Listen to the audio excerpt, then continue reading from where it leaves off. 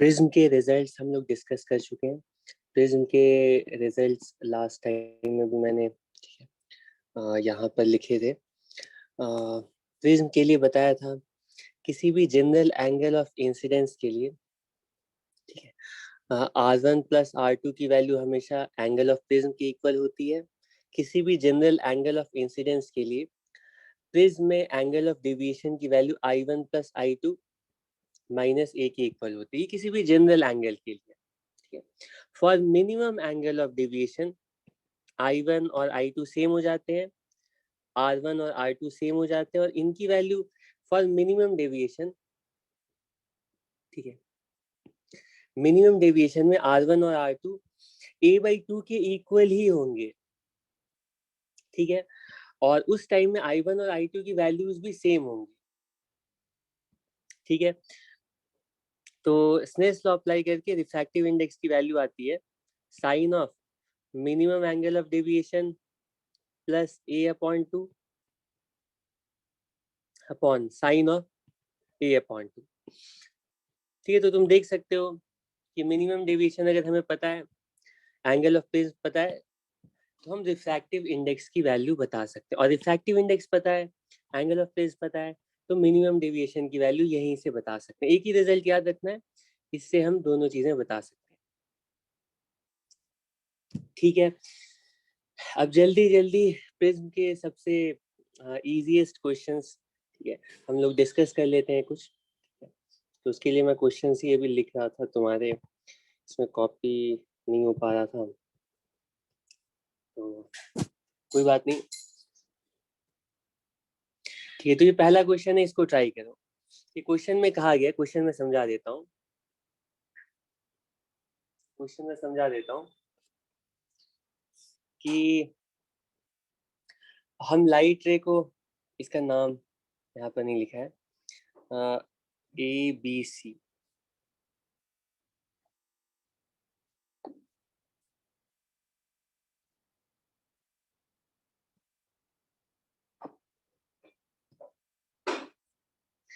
अब सॉल्व के क्वेश्चन में कहा गया कि ये लाइट रे है, इसको हम साइड AB पे नॉर्मली इंसिडेंट करते हैं, तब तो ये नॉर्मली प्रिज्म के अंदर एंटर कर जाती है। अब हाइपोटेनस वाले साइड पर ये इंसिडेंट होती है, ठीक है। अब क्वेश्चन में पूछा गया है, दो पॉसिबिलिटी है, एक तो ये डेंसर से रेयर अवे फ्रॉम नॉर्मल इस तरह से रिफ्रैक्ट हो जाए, या दूसरी पॉसिबिलिटी है कि angle of incidence critical angle से ज्यादा हो जाए, तो ये टोटल इंटरनली रिफ्लेक्ट है। क्वेश्चन में कहा गया है कि थीटा की वैल्यू कितनी होनी चाहिए जिसकी वजह से ये इंसिडेंट लाइट रे साइड BC तक पहुंचेगी। सॉल्व करो, एक एक मिनट मिलेगा सारे क्वेश्चंस के लिए, जल्दी जल्दी सॉल्व कर लो, पूरा वार्म अप हो जाएगा।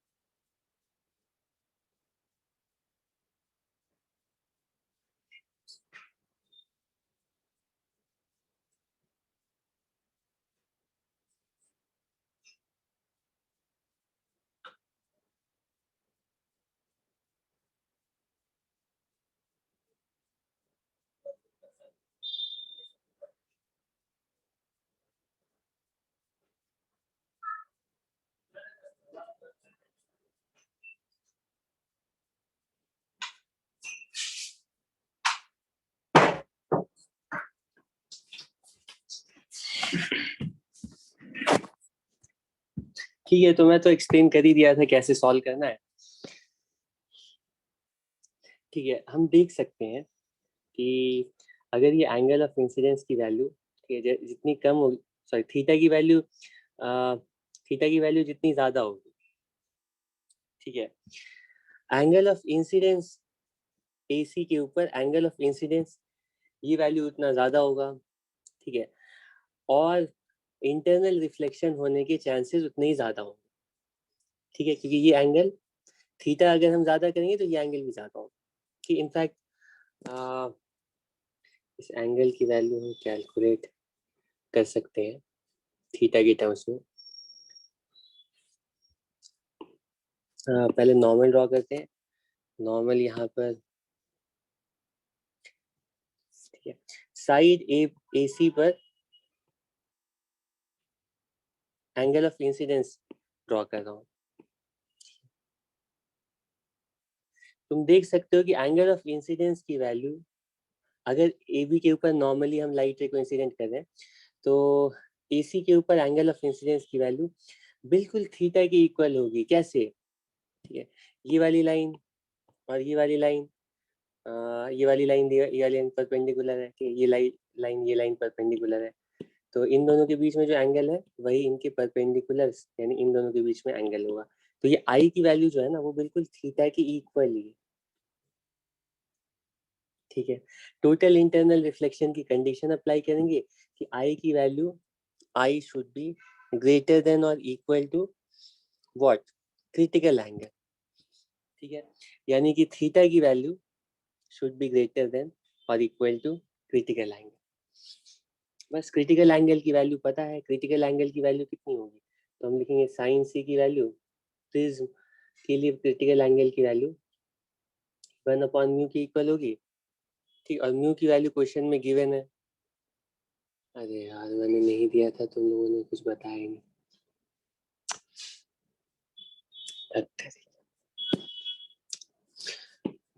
तुम लोग बताया क्यों नहीं? इसमें रिफ्रैक्टिव इंडेक्स तो बताना पड़ेगा ना। तो क्वेश्चन में एक्चुअली ये प्रिज्म के लिए रिफ्रैक्टिव इंडेक्स बता दी गई है,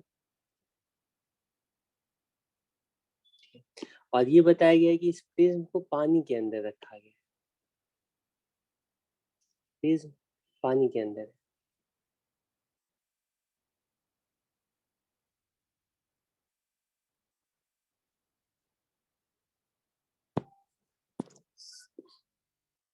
ठीक है। तो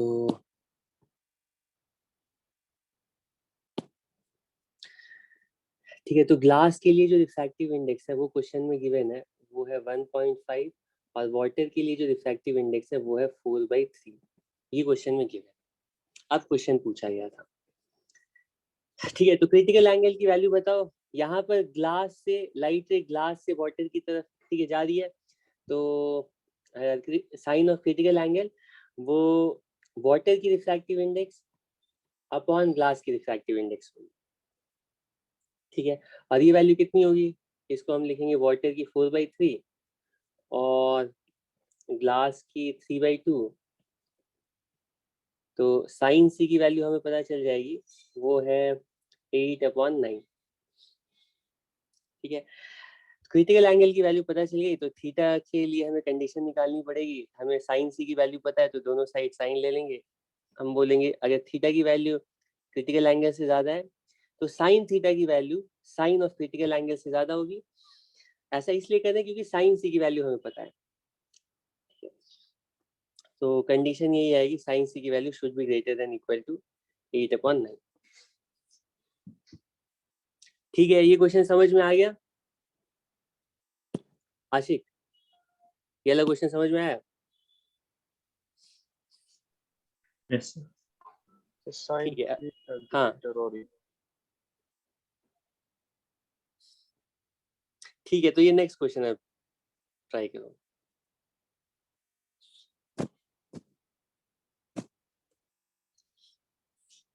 कि 10 बजे तक क्वेश्चंस करने हैं और 10 बजे से फिर refraction at spherical surfaces.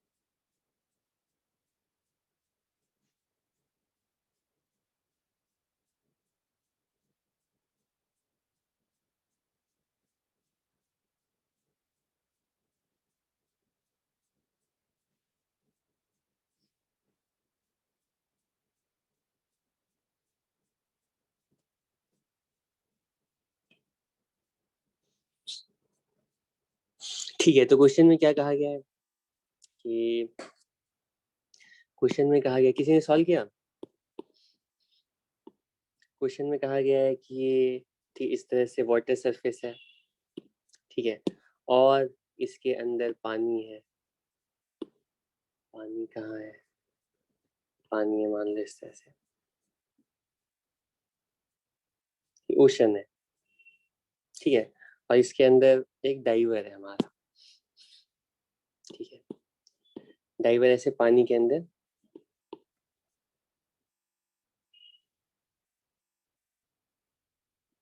Swim कर रहा है, ठीक है। तो क्वेश्चन में कहा गया है, देखो सन अगर ऊपर यहाँ पर सन है, ठीक है, तो इससे लाइट सीधा डाइवर के पास आएगी, ठीक है, तो डाइवर को सन यहीं पर दिखेगी जहाँ पर एक्चुअली है। लेकिन सन जैसे जैसे, ठीक है, सेट होना, मतलब जैसे जैसे ठीक टाइम पास होगा, सन जैसे जैसे, ठीक है, आगे जाएगी, तो ये लाइट रे यूं जाएगी टुवर्ड्स द नॉर्मल बेंड होगी, ठीक है, तो सन इसको डाइवर को कुछ यहाँ पर दिखाई देगा, ठीक है, एक्चुअल पोजीशन पर नहीं सन दिखाई देगी, ठीक है, सन थोड़ा और पहले दिखाई देगी, ठीक है, ऑब्वियस है। और जैसे जैसे सन आगे जाएगी, सन यहाँ पर आ गई, ठीक है, यहाँ पे मान लो रिफ्रैक्ट होके आंखों में पहुंचेगी डाइवर के, ठीक है, तो सन एपरेंट पोजीशन कुछ यहाँ पर दिखाई देगी डाइवर, ठीक है। ये तुम बोलोगे एक ही लाइट यहाँ पे, तुम बहुत नैरो बीम ऑफ लाइट लोगे ना, तो उसको अगर एक्सटेंड करके, ठीक है, ज्वाइन कराओगे, तो वो इसी पॉइंट से पास होती हुई, ठीक है, दिखेगी, कि मैं एक लाइट रे से, ठीक है, समझा रहा हूँ कि दूसरी लाइट यहीं पर इसी तरह से ऐसे, और ये लाइट रे इस पॉइंट से आती हुई दिखेगी, ठीक है, तो डाइवर को लगा सन यहाँ पर, कोई प्रॉब्लम नहीं है। क्वेश्चन में कहा गया कि जब सन सेट करने वाला है, ठीक है, सनसेट कब होता है? जब बिल्कुल ये हॉरिजॉन्टल हॉरिजॉन्टल सरफेस है, बिल्कुल सन यहाँ पर आ जाए, ठीक है, सर अर्थ के सरफेस पर हमें कब सनराइज और सनसेट दिखता है? ठीक है, ये मान लो अर्थ का सरफेस है, ये अर्थ का सरफेस है, ठीक है, ये हॉरिजॉन्टल, इसको हम हॉराइजन भी बोलते हैं, इसलिए बोलते हैं क्योंकि देखो ऐसे तो ये सर्कुलर है, लेकिन इसका जो छोटा सा पार्ट है ना, ये अगर हमारे लिए बिल्कुल स्ट्रेट लाइन की तरह होगा, ठीक है, क्योंकि हम बहुत छोटे से पार्ट को देते हैं, ठीक है, और सन कुछ इसके बिल्कुल ठीक यहाँ पर आएगा ना, इस जगह पर, ठीक है, तब तक तो हम देख पाएंगे, ठीक है, ठीक है, और जैसे ही सन यहाँ हॉरिजॉन्टल से, ठीक है, थोड़ा भी नीचे यहाँ सन जैसे जाता है, सन सेट हो गया, नहीं दिखेगा, ठीक है, और इससे थोड़ा भी ऊपर आएगा सन, तो ऑब्जर्वर को ये सन दिखेगा, ठीक, इसीलिए इस लाइन को ना हम हॉराइजन बोलते हैं, और इसी की वजह से अर्थ के सरफेस को भी हम हॉरिजॉन्टल डायरेक्शन बोलते हैं, ठीक है, और इसके परपेंडिकुलर डायरेक्शन को वर्टिकल डायरेक्शन बोलते हैं, ठीक है। तो सन सेट होने का मतलब वो बिल्कुल हॉरिजॉन्टल पोजीशन, हॉरिजॉन्टल लाइन पर आ गया है, इससे थोड़ा भी नीचे जाएगा, ठीक, इवनिंग का टाइम है, थोड़ा भी नीचे जाएगा, सन सेट हो जाए, सन नहीं दिखाई देगा, ठीक। तो क्वेश्चन में कहा गया है कि जब सन सेट होने वाला है, उस टाइम में बाहर अगर कोई ऑब्जर्वर है, तो उसे तो बिल्कुल सन सेट करता हुआ दिखेगा, और बिल्कुल हॉरिजॉन्टल से 0 डिग्री पर सन दिखेगा, ठीक है, हॉरिजॉन्टल डायरेक्शन में ऑब्जर्वर को सन की एपरेंट पोजीशन दिखेगी। लेकिन एक पानी के अंदर जो डाइवर है, उसको सन की एपरेंट पोजीशन कहाँ पर दिखेगी? ठीक है, तो उसके लिए तुम्हें थोड़ा सोचना पड़ेगा। ये जो सन है ना, यहाँ पर इस तरह से, ठीक है, और यहाँ से लाइट निकल करके ऑब्जर्वर की आंखों में कुछ यूं जाएगी,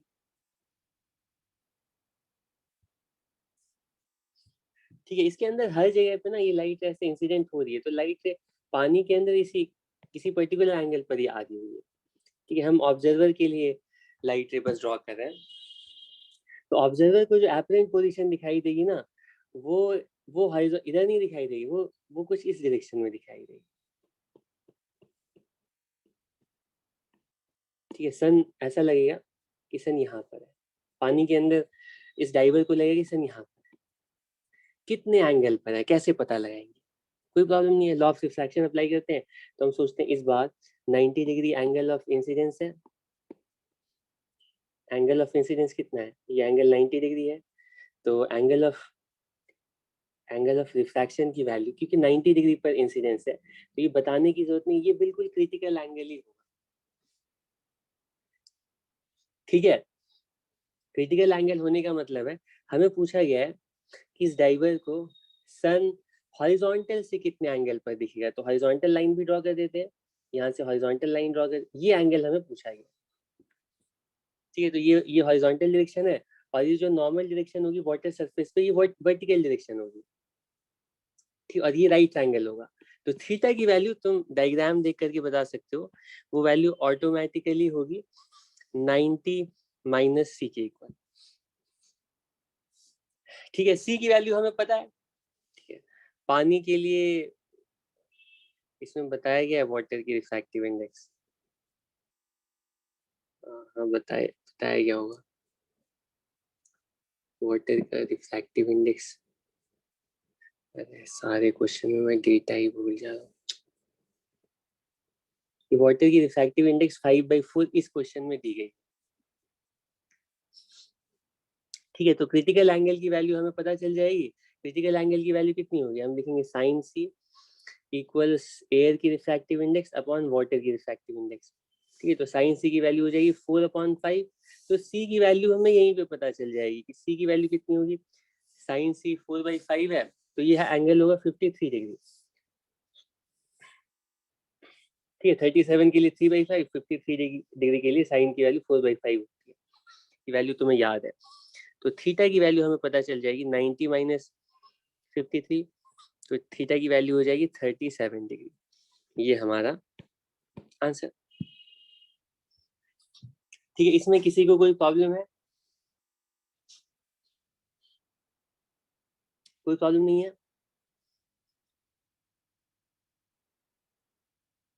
ठीक है, अब तुमने क्वेश्चन पूछा था उबैर, वो जो सन, वो जो शैडो के लिए कि सन जो है सेटिंग कंडीशन में और यहाँ पे हमने प्लैंक लगा दिया, तो तुम देख सकते हो लाइट हर जगह से आएगी। ठीक है, हर जगह से आएगी। ठीक है, बस इस पार्ट में लाइट मिस हो जाएगी। ठीक, यहाँ पे भी लाइट रहेगी, इधर भी लाइट रहेगी। अगर पानी के ऊपर कहीं पर हम कोई प्लैंक रख देते हैं जो कि फ्लोट कर रहा है तो इस पार्ट में लाइट नहीं आएगी। तो इसको शैडो कितने एंगल पर बनेगी? ठीक, इसी एंगल पर बनेगी। ठीक है, ऐसा ही क्वेश्चन तुम्हारा भी था, इसी तरह से सॉल्व करोगे तो सॉल्व हो जाएगा। नेक्स्ट क्वेश्चन है, नेक्स्ट क्वेश्चन ये, इसको मैं अच्छे से पहले देख लेता हूँ, इसमें कोई डेटा ना मिस हो जाए, नहीं तो दोनों क्वेश्चन। हाँ सर, पिछले क्वेश्चन में एटमॉस्फेयर की वजह से रिफ्रैक्शन आएगा ना? एटमॉस्फेयर की वजह से? हाँ बोलो। सर, उसकी वजह से भी रिफ्लेक्शन आएगा ना? हाँ हाँ वो भी होगा, लेकिन उसको हम इस क्वेश्चन में भी इग्नोर करें, उसकी वजह से थोड़ा सा डिफरेंस आएगा और इनफैक्ट आता है। एक्चुअली क्या होता है ना, एटमॉस्फेयर की वजह से एटलीस्ट 2 डिग्री का डिफरेंस आ जाता है। तो एक्चुअल जो सनसेट होता है ना, ये बाद में मैं एप्लीकेशन में बताने वाला था कि सन का जो एक्चुअल यहाँ पे इसके अराउंड ऐसे एटमॉस्फेयर है। ठीक है, इस तरह से एटमॉस्फेयर है। ठीक है, ये तो होता ही क्या है, जैसे सन यहाँ पर पहुंचा, ठीक है, लाइट यूं जाए। अगर एटमॉस्फेयर नहीं होता तो ये सीधी लाइट यहाँ पे ऑब्जर्वर के पास जाती, ऑब्जर्वर बिल्कुल यहाँ पे टाइनी सा छोटा सा ऐसे करके बिल्कुल हॉरिजॉन्टल डायरेक्शन में जब तक है ये सन तब तक दिखेगा। और थोड़ा भी अगर एटमॉस्फेयर नहीं होता, सन थोड़ा भी नीचे जाता ना, अब ये लाइट ऑब्जर्वर तक आ ही नहीं पाती, यहाँ पे ब्लॉक हो जाती। ठीक है, लेकिन होता क्या है कि एटमॉस्फेयर की होने की वजह से सनसेट, जब एक्चुअल सनसेट है उसके बाद भी, उसकी थोड़ी देर बाद तक हमें सन दिखता रहता है। उसका रीजन क्या है कि जब ये सन थोड़ा नीचे जाता है ना, और इसकी वैल्यू अराउंड, अगर मैं सही हूँ तो 2 डिग्री के आसपास होती है, और उसके थोड़ी देर के बाद जब ये थोड़ा नीचे, हॉराइजन से नीचे चला गया है सन, ठीक है, लेकिन जैसे स्पेस से ये सनलाइट एटमॉस्फेयर में एंटर करती है, यहाँ पे रिफ्रैक्ट करती है, और क्योंकि टुवर्ड्स द नॉर्मल बेंड करेगी तो थोड़ा सा ये बेंड करती है और ये अब जाके हॉरिजॉन्टल होती है। ठीक है, तो यहाँ पर सनसेट के कुछ देर बाद तक हम सन को देखते रहते हैं, यानी कि तुम्हारे टाइम के हिसाब से जो सनसेट मतलब तुम्हारे हिसाब से जो सनसेट का टाइम है एक्चुअली उससे थोड़ा पहले ही सनसेट ऑलरेडी हो चुका है। ठीक है, लेकिन इससे बहुत मार्जिनल डिफरेंस आता है और यहाँ पे हम इसको इग्नोर कर सकते हैं। ठीक है, ओके, और ऐसा ही सनराइज में होता है। ठीक है, सनराइज जब एक्चुअल सनराइज होगा उससे पहले ही हमें सन दिखने लगती है। तो जो सनराइज का टाइमिंग तुम लोग नोट करते हो वो सनराइज का टाइम नहीं है, सनराइज उसके थोड़ी देर बाद होता है। ठीक, अब ये तो वैसे रिलेटिव टर्म है कि सनराइज तुम किसको बोल रहे हो, कि सन जब दिख रहा है या फिर सन हॉरिजॉन्टल हो गया है। Anyway, next question. ये सब एप्लीकेशन में एक बार हम लास्ट में डिस्कस भी करेंगे। नेक्स्ट क्वेश्चन में कहा गया है कि एक हमें राइट ट्रायंगुलर, इस बार मैं क्वेश्चन पहले एक्सप्लेन कर देता हूँ, नहीं तो कुछ डेटा मिस हो जाता है, फिर तुम लोग बैठे रहते हो बताते भी नहीं हो और टाइम वेस्ट होता है। राइट ट्रायंगुलर प्रिज्म है हमारे पास, उसका एक एंगल 30 डिग्री है और प्रिज्म के लिए इस प्रिज्म के लिए रिफ्रैक्टिव इंडेक्स की वैल्यू √3 के इक्वल है। ठीक है, क्वेश्चन में कहा गया है कि हम इसका जो हाइपोटेनस प्रिज्म के बारे में सारी इंफॉर्मेशन दे दी गई है। राइट ट्रायंगुलर प्रिज्म है, एंगल ऑफ प्रिज्म की वैल्यू 30 डिग्री है और रिफ्रैक्टिव इंडेक्स √3 के इक्वल है। क्वेश्चन में कहा गया है कि हम हाइपोटेनस वाली साइड पे लाइट रे को इंसिडेंट कराते हैं, तो ये एंगल ऑफ इंसिडेंस हमें कितना रखना पड़ेगा जिससे कि ये लाइट रे, ठीक है, जिससे कि ये लाइट रे अपनी पाथ को रिट्रेस कर ले, प्रोवाइडेड कि हम इसका जो बैक साइड है ना इसको सिल्वरिंग कर देते हैं। ठीक, ये वाला जो साइड है इसको सिल्वरिंग कर दिया है, मतलब इसको मिरर बना दिया। सॉल्व करो। क्वेश्चन में कहा गया कि ये जो लाइट है हम इंसिडेंट करा रहे हैं इसको वापस, ठीक है, अंदर जाके वापस इसी पाथ से रिटर्न होना है, तो आई की वैल्यू कितनी होगी? सॉल्व करो, जैसे सॉल्व होगा तो आंसर भी बताओ, जल्दी जल्दी जल्दी।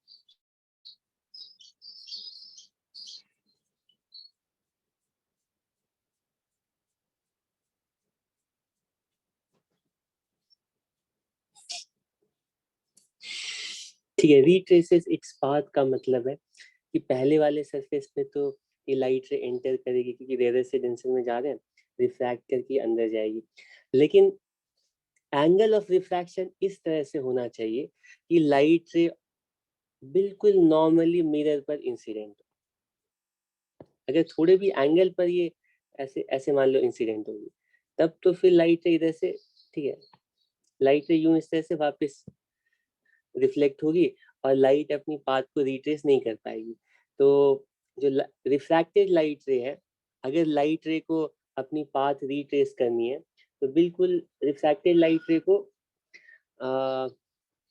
ये मिरर वाली साइड पर बिल्कुल नॉर्मली इंसिडेंट होना पड़ेगा। नॉर्मली इंसिडेंट होगी, नॉर्मली रिफ्लेक्ट होगी, लाइट रे अपनी पाथ को रिट्रेस कर लेगी। ठीक है, तो ऐसा करने के लिए आई की वैल्यू कितनी होगी? तो हम सोचेंगे आई की वैल्यू हम निकाल सकते हैं अगर हमें आर की वैल्यू पता चल जाए और ये आर की वैल्यू कितनी होगी, तो ज्योमेट्री अप्लाई करेंगे, हम सोचेंगे ये वाली लाइन और ये वाली लाइन परपेंडिकुलर है, ये वाली लाइन परपेंडिकुलर है, तो इन दोनों के बीच में वही एंगल होगा जो इन दोनों लाइंस के बीच में होगा। यानी कि ये एंगल नॉर्मली रिफ्लेक्ट करने के लिए ये एंगल ऑफ रिफ्रैक्शन की वैल्यू 30 डिग्री होगी।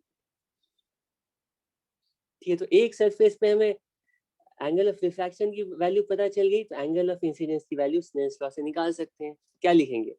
फर्स्ट मीडियम में refractive index sine of angle, ये इक्वल होगा सेकेंड मीडियम में refractive index sine of angle. Check करो। ठीक है, तो साइन आई की वैल्यू आ रही है √3/2, तो आई की वैल्यू पता चल गई 60 डिग्री। यही वो एंगल है, ये एंगल बिल्कुल 60 डिग्री होना चाहिए। 60 डिग्री पर इंसिडेंट करेंगे, वापस आएगी लाइट इसी तरह से। ठीक है, कोई प्रॉब्लम नहीं है।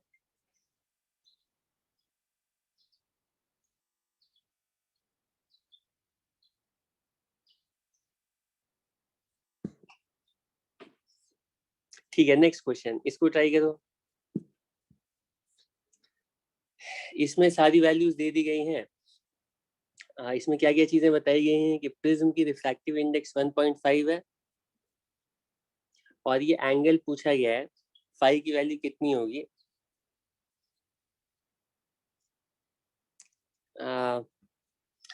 एंगल फाई की वैल्यू पूछी गई है, जिसके लिए ये जो इंसिडेंट लाइट रे है ना, वो ये परपेंडिकुलर वाली से इसका नाम रख देता हूँ।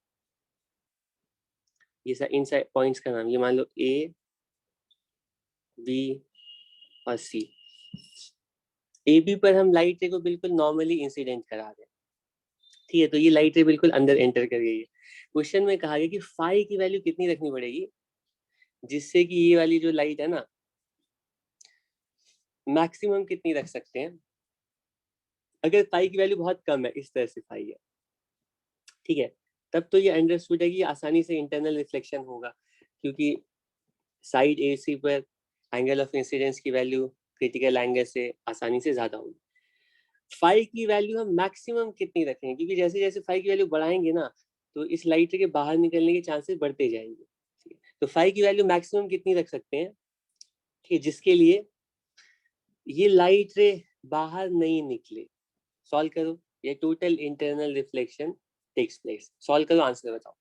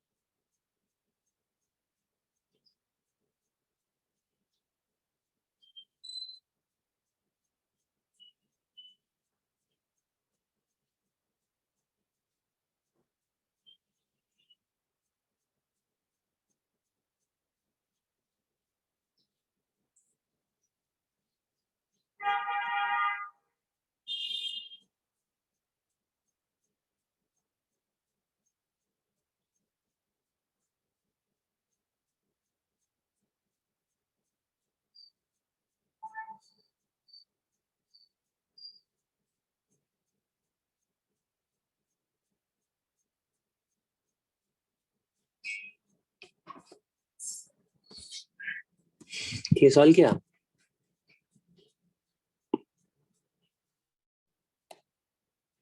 ठीक है, तो पहले हम एंगल ऑफ इंसिडेंस निकालते हैं।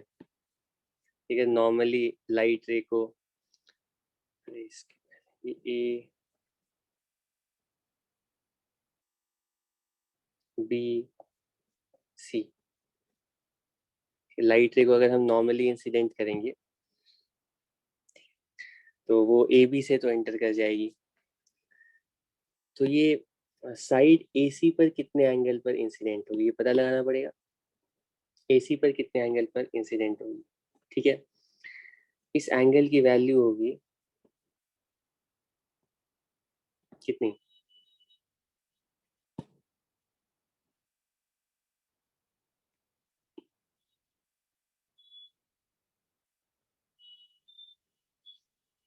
कितनी होगी, ठीक। हम कंडीशन लगाएंगे कि अगर इस लाइट को इंटरनली रिफ्लेक्ट करना है तो ये जो एंगल है ना, इस एंगल की वैल्यू क्रिटिकल एंगल से ज्यादा होनी चाहिए, ठीक है। और बाउंड्री कंडीशन बोलेंगे, थीटा की मैक्सिमम वैल्यू पूछी गई है, तो मैक्सिमम वैल्यू तब होगी, ठीक। अगर थीटा की वैल्यू कम होगी तब तो ये एंगल क्रिटिकल एंगल से ज्यादा होगा ही। थीटा की मैक्सिमम वैल्यू उस टाइम में आएगी जिस टाइम में ये लाइट रे साइड AC पर क्रिटिकल एंगल पर इंसिडेंट हो रहा हो। सही बोल रहा हूँ, क्योंकि अगर थीटा की वैल्यू इससे भी ज्यादा हुई तो एंगल ऑफ इंसिडेंस की वैल्यू क्रिटिकल एंगल से कम हो जाएगी, और अगर थीटा की वैल्यू इस कंडीशन से कम हुई तो एंगल ऑफ इंसिडेंस की वैल्यू क्रिटिकल एंगल से ज्यादा हो जाएगी, ठीक है। और टोटल इंटरनल रिफ्लेक्शन हो मैक्सिमम फाई के लिए, ठीक है। इंसिडेंट लाइट रे AC पर क्रिटिकल एंगल पर इंसिडेंट हो रही होगी, ठीक है। क्रिटिकल एंगल पर इंसिडेंट होने का मतलब है ये कुछ ऐसे ग्रेजिंग एंगल से ये बाहर जाएगी, ठीक है। ओके, ग्रेजिंग एंगल से बाहर जाएगी। एनीवे तो हमें कैलकुलेट करना है इस टाइम में फाई की वैल्यू कितनी है, फाई मैक्स की, जब ये C है तो ये फाई की वैल्यू कितनी होगी। तो हम लोग ज्योमेट्री अप्लाई करेंगे, हम सोचेंगे कि ये जो लाइन है इसको एक्सटेंड करते हैं और हम बोलेंगे कि ये एंगल जो है ना ये राइट एंगल है, ठीक है। ये एंगल राइट एंगल, तो ज्योमेट्री अप्लाई करके बताओ ये वैल्यूज कितनी कितनी होंगी।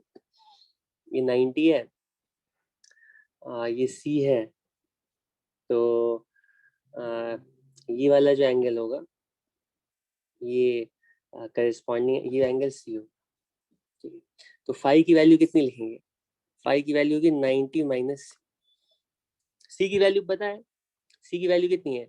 अब क्रिटिकल एंगल की वैल्यू पता है हमें कि साइन C की वैल्यू होती है 1/μ की इक्वल, ये वैल्यू हो गई 2/3। तो फाई की वैल्यू कितनी होगी, फाई की वैल्यू 90 में C है, तो हमें क्या करना पड़ेगा कि ये हम लिखेंगे, इसका कॉस लेते हैं, ये इसको हमें साइन C की वैल्यू पता है, तुम ऐसे सोच सकते हो C की वैल्यू 90 माइनस फाई है, और हम साइन C क्योंकि हमें पता है तो इन दोनों साइड साइन ले लेते हैं, साइन 90 माइनस फाइव, तो ये वैल्यू हमें पता है 2/3 और ये वैल्यू है cos फाइव, तो फाई की वैल्यू पता चल जाएगी cos इनवर्स, ठीक है, 2/3, ये हमारा आंसर हो जाएगा, ठीक है। हम बोलेंगे ये वो मैक्सिमम वैल्यू है फाई के लिए जिस एंगल पर अगर लाइट को जिस एंगल का अगर हम प्रिज्म लेंगे तो ये जो, ठीक है, हॉरिजॉन्टल लाइट रे है ये टोटली इंटरनली रिफ्लेक्ट ही हो, कोई प्रॉब्लम नहीं है, यही आंसर आया था सबका। ये नेक्स्ट क्वेश्चन है, इसको सॉल्व करो। इसमें बता, ये क्वेश्चन में डायग्राम दे दिया है, इसमें बोला गया है कि एक मतलब ये कॉइन है या कोई लाइट का सोर्स है, इससे लाइट ऐसे बाहर जाती है और ग्रेजिंग एंगल पर रिफ्रैक्ट होती है, ठीक है। ये सारे डायमेंशंस बता दिए गए। अब पूछा गया है कि लाइट की स्पीड बताओ पानी के अंदर कितनी है, ठीक है। लाइट की स्पीड हम बता सकते हैं अगर हमें रिफ्रैक्टिव इंडेक्स, वाटर की रिफ्रैक्टिव इंडेक्स पता चल जाए, ठीक है। तो रिफ्रैक्टिव इंडेक्स कैसे पता चलेगा, तो तुम्हें पता है कि यहाँ पर तुम्हें पहले से पता है कि ये जो लाइट है ना, क्योंकि ग्रेजिंग एंगल पर रिफ्रैक्ट हो रही है, तो ये अंडरस्टूड है कि यहाँ पर लाइट रे एक्चुअली क्रिटिकल एंगल पर ही इंसिडेंट हो रही है।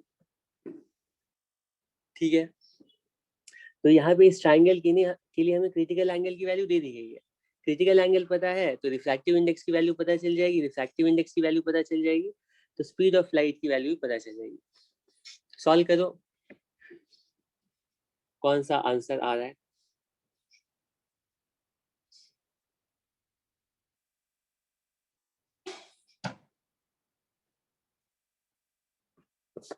ठीक है, तो हम बोलेंगे कि करस्पॉन्डिंग एंगल से ये एंगल भी सी होगा। ठीक है,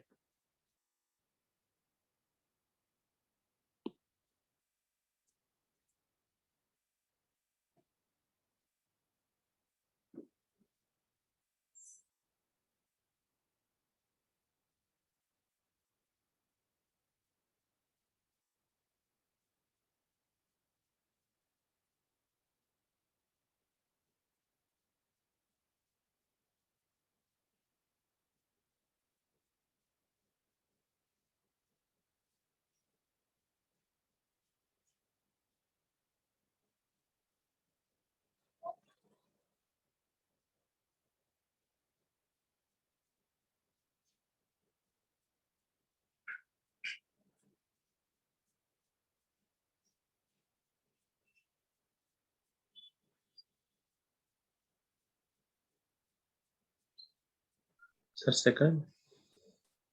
सेकेंड आ रहा है। Yes sir.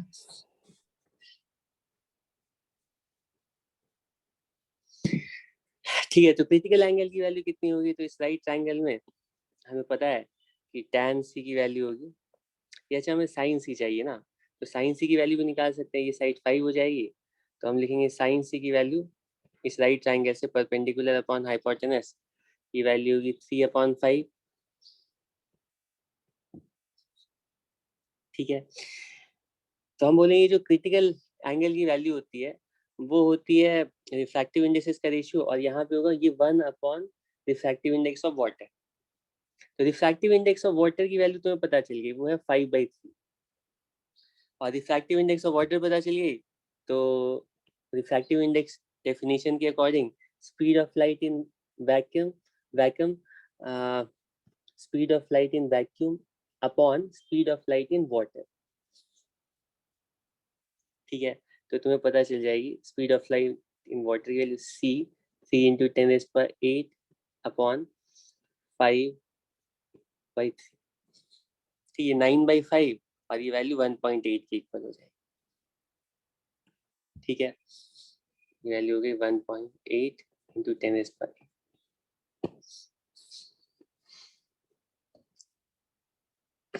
इसको सॉल्व करो। इसमें बोला गया कि हमारे पास एक प्रिज्म है जिसके लिए एंगल ऑफ प्रिज्म की वैल्यू 30 डिग्री है।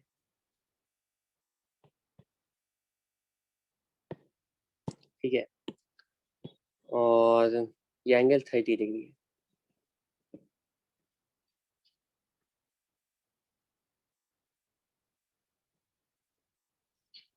ये एंगल 30 डिग्री है। ठीक है, और एंगल ऑफ मिनिमम डेविएशन बता दिया गया है, एंगल ऑफ मिनिमम डेविएशन भी 30 डिग्री है।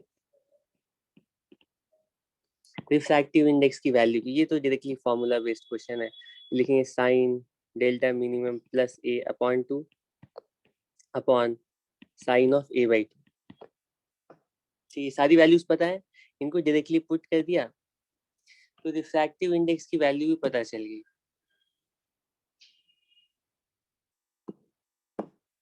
रिफ्रैक्टिव इंडेक्स की वैल्यू पता चल गई 30 + 30 60/2, ये वैल्यू हो गई 30, और डिनोमिनेटर में क्या वैल्यू आई, एक मिनट, ये क्वेश्चन मैंने लगता है गलती से इसमें कुछ मिस्टेक कर दिया है, ये 60 डिग्री है, सॉरी, ये 60 डिग्री है।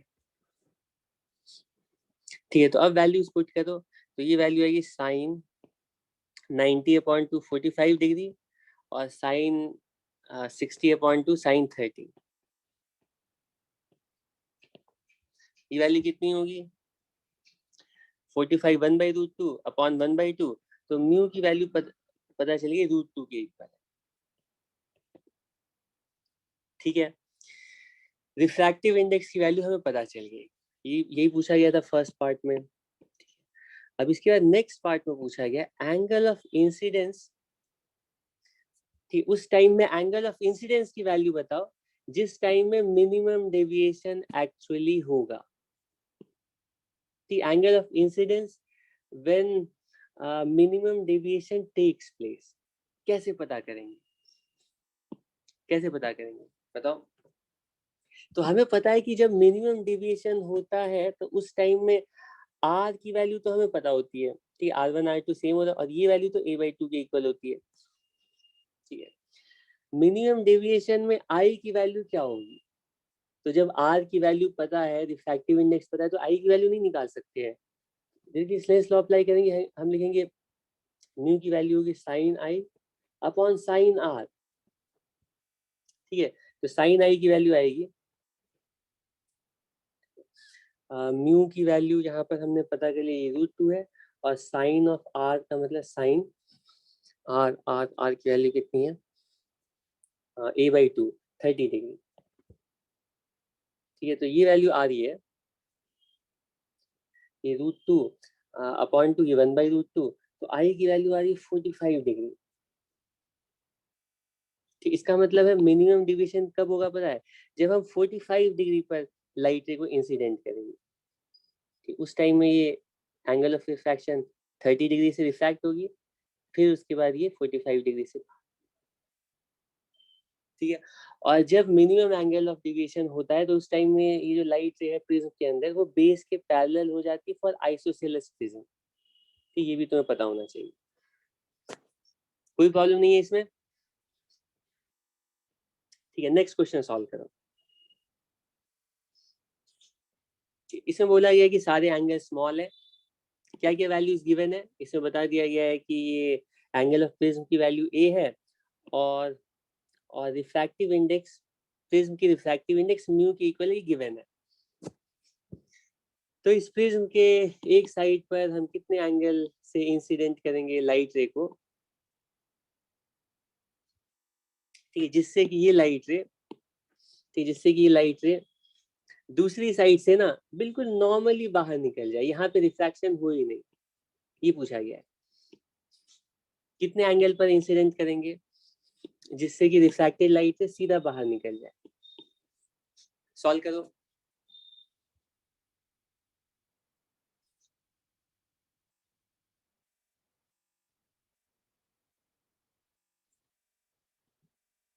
लेकिन यहाँ पर बता दिया गया ऑल एंगल्स आर स्मॉल।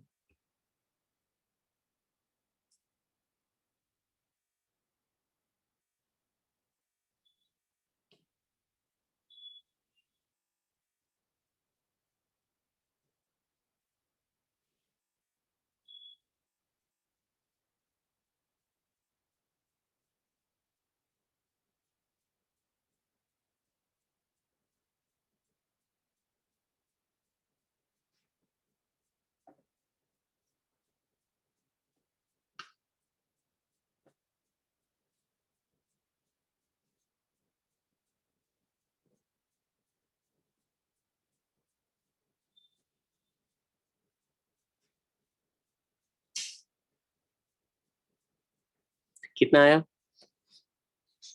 तो इसमें फिर से ये सब स्नेल्स लॉ के ही क्वेश्चन होते हैं इनडायरेक्टली। ये वाली लाइन और ये वाली लाइन परपेंडिकुलर है, और ये वाली जो लाइन है ये वाली लाइन परपेंडिकुलर है। ठीक है, तो इन दोनों के बीच में, इन दोनों के बीच में सेम एंगल होगा, तो ज्योमेट्री अप्लाई करो। ये जो रिफ्रैक्टेड लाइट है प्रिज्म के अंदर, ये दूसरी साइड से नॉर्मली बाहर निकल जाती है। ऐसा तभी हो सकता है जब ये एंगल 90 डिग्री, और ये एंगल अगर 90 डिग्री है तो ये एंगल 90 में से और ये वाला एंगल ए इक्वल हो जाएगा। ये एंगल एंगल ऑफ प्रिज्म के इक्वल है। तो आई की वैल्यू कैलकुलेट करनी है, एंगल ऑफ रिफ्रैक्शन पता है, रिफ्रैक्टिव इंडेक्स पता है, स्नेल्स लॉ अप्लाई करेंगे। 1 sine of angle, refractive index sine of angle, और refractive index sine of angle. सारे एंगल स्मॉल है, आई की वैल्यू म्यू ए के इक्वल होगी, और यही हमारा आंसर हो जाएगा। कोई प्रॉब्लम है इसमें? और 2 क्वेश्चंस हैं, वो मैंने शायद नहीं लिख पाया हूँ, इसको जल्दी जल्दी कर ही लेते हैं। ठीक है, ये 2 क्वेश्चंस भी लेना चाहिए मेरे हिसाब से। ये सब क्वेश्चन बहुत इजी है, लेकिन मैं सोच रहा हूँ कि तुम्हें प्रैक्टिस हो जाएगी तो इसमें बुरा क्या है। इतने आसान क्वेश्चन हम क्लास में जनरली नहीं लेते हैं। ये क्वेश्चन आसान ही ना है, तुम लोगों को ऐसा तो नहीं लग रहा है कि यार क्वेश्चन आसान नहीं है?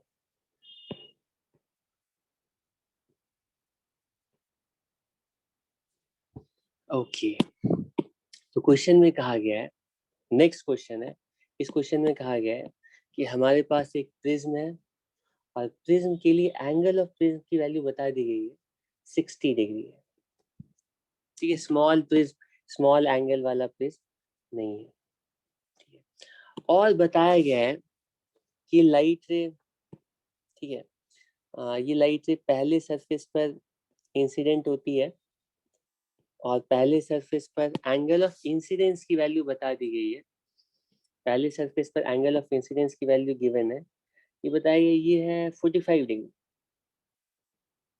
और पहले सरफेस पे एंगल ऑफ रिफ्रैक्शन की वैल्यू ये भी बता दी गई, ये वैल्यू 30 डिग्री है। ठीक है, ये क्वेश्चन में गिवन है। तो क्वेश्चन में 2 चीजें पूछी गई हैं, एक तो find minimum angle of deviation and refractive index. कैसे सॉल्व करेंगे इस क्वेश्चन को? सॉल्व करने की क्या स्ट्रैटेजी है? तो इसमें हमें रिफ्रैक्टिव इंडेक्स चाहिए, मिनिमम एंगल ऑफ डिविएशन चाहिए।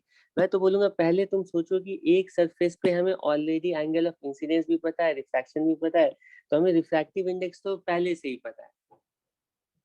ठीक, तो रिफ्रैक्टिव इंडेक्स हम डायरेक्टली निकाल लेंगे। ठीक है, इसके ऑप्शंस लिख दूं? चलो इसको ऐसे ही सॉल्व कर लेते हैं, ऑप्शन लिखने में टाइम क्या वेस्ट कर। म्यू की वैल्यू हम डायरेक्टली निकाल लेंगे, म्यू की वैल्यू तो डायरेक्टली निकाल लेंगे, sine 30 upon sine i upon sine r. ठीक है, ऐसे स्नेल्स तो अप्लाई करते हैं। बाहर रिफ्रैक्टिव इंडेक्स 1 है, साइन 45, और अंदर रिफ्रैक्टिव इंडेक्स म्यू है, साइन 30। ठीक है, 1/√2 हाफ, ये उधर जाएगा, तो म्यू की वैल्यू पता चल गई √2 के इक्वल। रिफ्रैक्टिव इंडेक्स की वैल्यू पता है। अब पूछा गया मिनिमम एंगल ऑफ डेविएशन की वैल्यू कितनी होगी, कैसे पता लगाएंगे? कैसे बताओ? 2 तरीका है, और मैंने तुम्हें बोला है कि हर बार कोशिश करो ना, ये जो फॉर्मूला इसी को अप्लाई करो सीधा, sine delta minimum plus a upon 2। ठीक, ये फॉर्मूला हम अप्लाई करते हैं अगर हमें, तो प्रिज्म एंगल ऑफ प्रिज्म पता है। ठीक है, तो अगर हमें मिनिमम डेविएशन की वैल्यू गिवन है तो रिफ्रैक्टिव इंडेक्स निकालने के लिए, और अगर रिफ्रैक्टिव इंडेक्स गिवन है तो मिनिमम एंगल ऑफ डेविएशन निकालने के लिए। यहाँ पर रिफ्रैक्टिव इंडेक्स नोन है, तो मिनिमम एंगल ऑफ डेविएशन की वैल्यू कितनी होगी वो निकाल सकते हैं। ये लिखेंगे √2 equals sine of delta minimum plus a upon 2 upon sine a/2, ये साइन 30 डिग्री। ठीक है, तो इसको सॉल्व करोगे ना तो पता चलेगा sine of delta minimum plus a upon 2, इसकी वैल्यू आ रही है 1/√2। ऐसा तभी होगा जब delta minimum plus a upon 2 की वैल्यू 45 डिग्री होगी, तो तुम्हें पता चलेगा कि डेल्टा मिनिमम की वैल्यू आ रही है, डेल्टा मिनिमम की वैल्यू आ रही है यहाँ पर 90 माइनस 60, या वैल्यू आ रही है 30 डिग्री। ठीक है, रिफ्रैक्टिव इंडेक्स √2 और डेल्टा मिनिमम 30 डिग्री। ठीक है, लेकिन इसी क्वेश्चन को सॉल्व करने के लिए एक तरीका तो ये है, सॉल्व करने के लिए तुम ऐसा भी सोच सकते थे कि यहाँ पे ऑलरेडी देख रहे हो कि एंगल ऑफ रिफ्रैक्शन ना वो a/2 के इक्वल है, और a/2 के इक्वल एंगल ऑफ रिफ्रैक्शन होने का मतलब ये कि यही जो केस है ना, यही मिनिमम डेविएशन का केस है। अगर ये वैल्यू कुछ और होती, 20 डिग्री होती, 30 डिग्री, तब तो इसी तरह से सॉल्व करते। ठीक है, पहले म्यू की वैल्यू निकाले, तो और म्यू को यूज करके तुम मिनिमम डेविएशन की वैल्यू निकाले। लेकिन यहाँ पर मिनिमम डेविएशन की वैल्यू ऑलरेडी तुम्हें पता, क्वेश्चन में ही बता दिया गया है, ये मिनिमम डेविएशन वाला ही केस है। ठीक है, कैसे? क्योंकि ये जो एंगल ऑफ रिफ्रैक्शन है ये 60/2 a/2 के इक्वल है। ठीक है, तो हमें पता है किसी भी जनरल केस के लिए डेविएशन की वैल्यू होती है I1 + I2 - a के इक्वल। ठीक है, और ये मिनिमम डेविएशन के केस में ये 2i - a के इक्वल। और ये मिनिमम डेविएशन, यहाँ पे एंगल ऑफ इंसिडेंस 45 डिग्री है, तो यहाँ पे i की वैल्यू 45 पुट करोगे, 90 - 60, तो डेविएशन की वैल्यू 30 डिग्री। ठीक है, यहाँ से भी सॉल्व कर सकते थे। ठीक है, इसमें कोई प्रॉब्लम नहीं है। तो यहाँ पे 15 डिग्री और यहाँ पे 15 डिग्री, दोनों साइड सेम डेविएशन होगा, टोटल डेविएशन 30 डिग्री। ओके, ये एंगल 15 डिग्री है।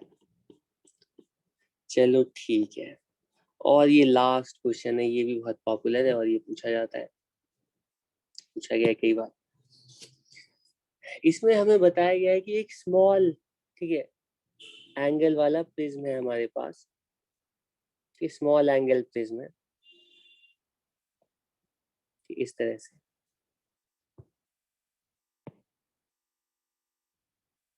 ठीक, स्मॉल एंगल का प्रिज्म है ये। ठीक है, इसको स्मॉल तो हम बना सकते हैं अपनी मर्जी से। इसका एंगल बहुत ही स्मॉल है।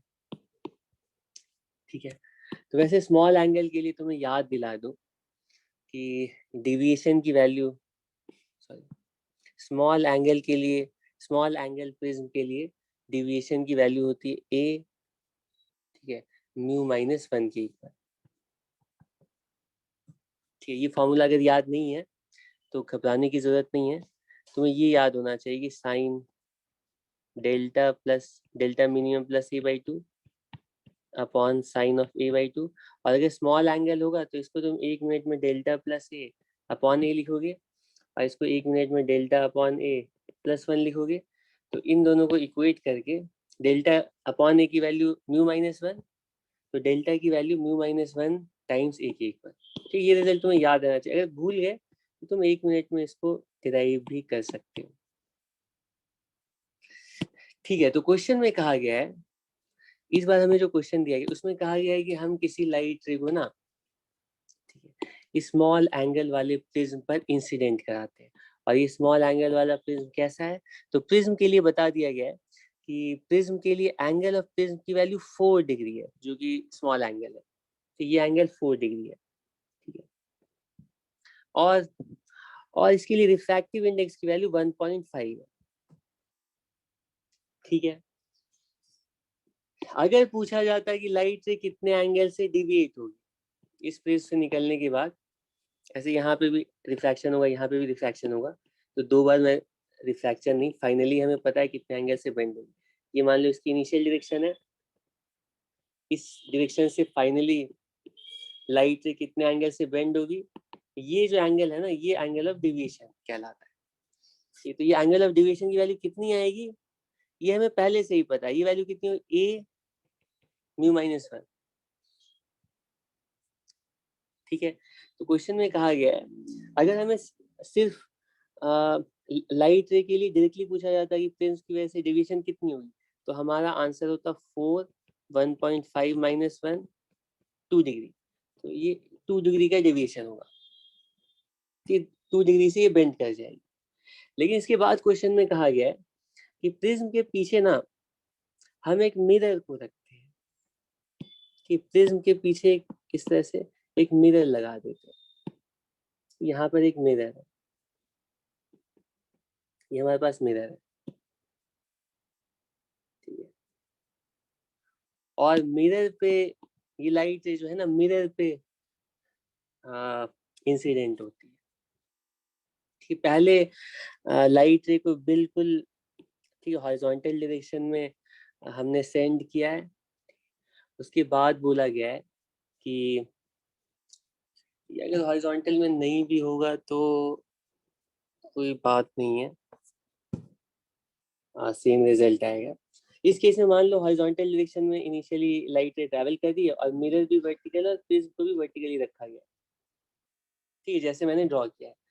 अब ये लाइट मिरर से रिफ्लेक्ट होती है, तो क्वेश्चन में पूछा गया है कि find the total angle of deviation suffered by this incident light ray after reflection from the mirror, ठीक है, total angle of deviation after reflection from the plane mirror, ये क्वेश्चन में पूछा गया है।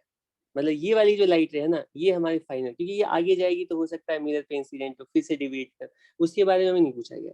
हमें बोला गया है कि मिरर से रिफ्लेक्ट करने के बाद टोटल एंगल ऑफ डिविएशन क्या होगा compare to initial direction of light. Solve करो कि मतलब ये वाली डायरेक्शन इनिशियल है और ये वाली डायरेक्शन, इन दोनों के बीच में एंगल निकालना है। इसको ट्राई करो।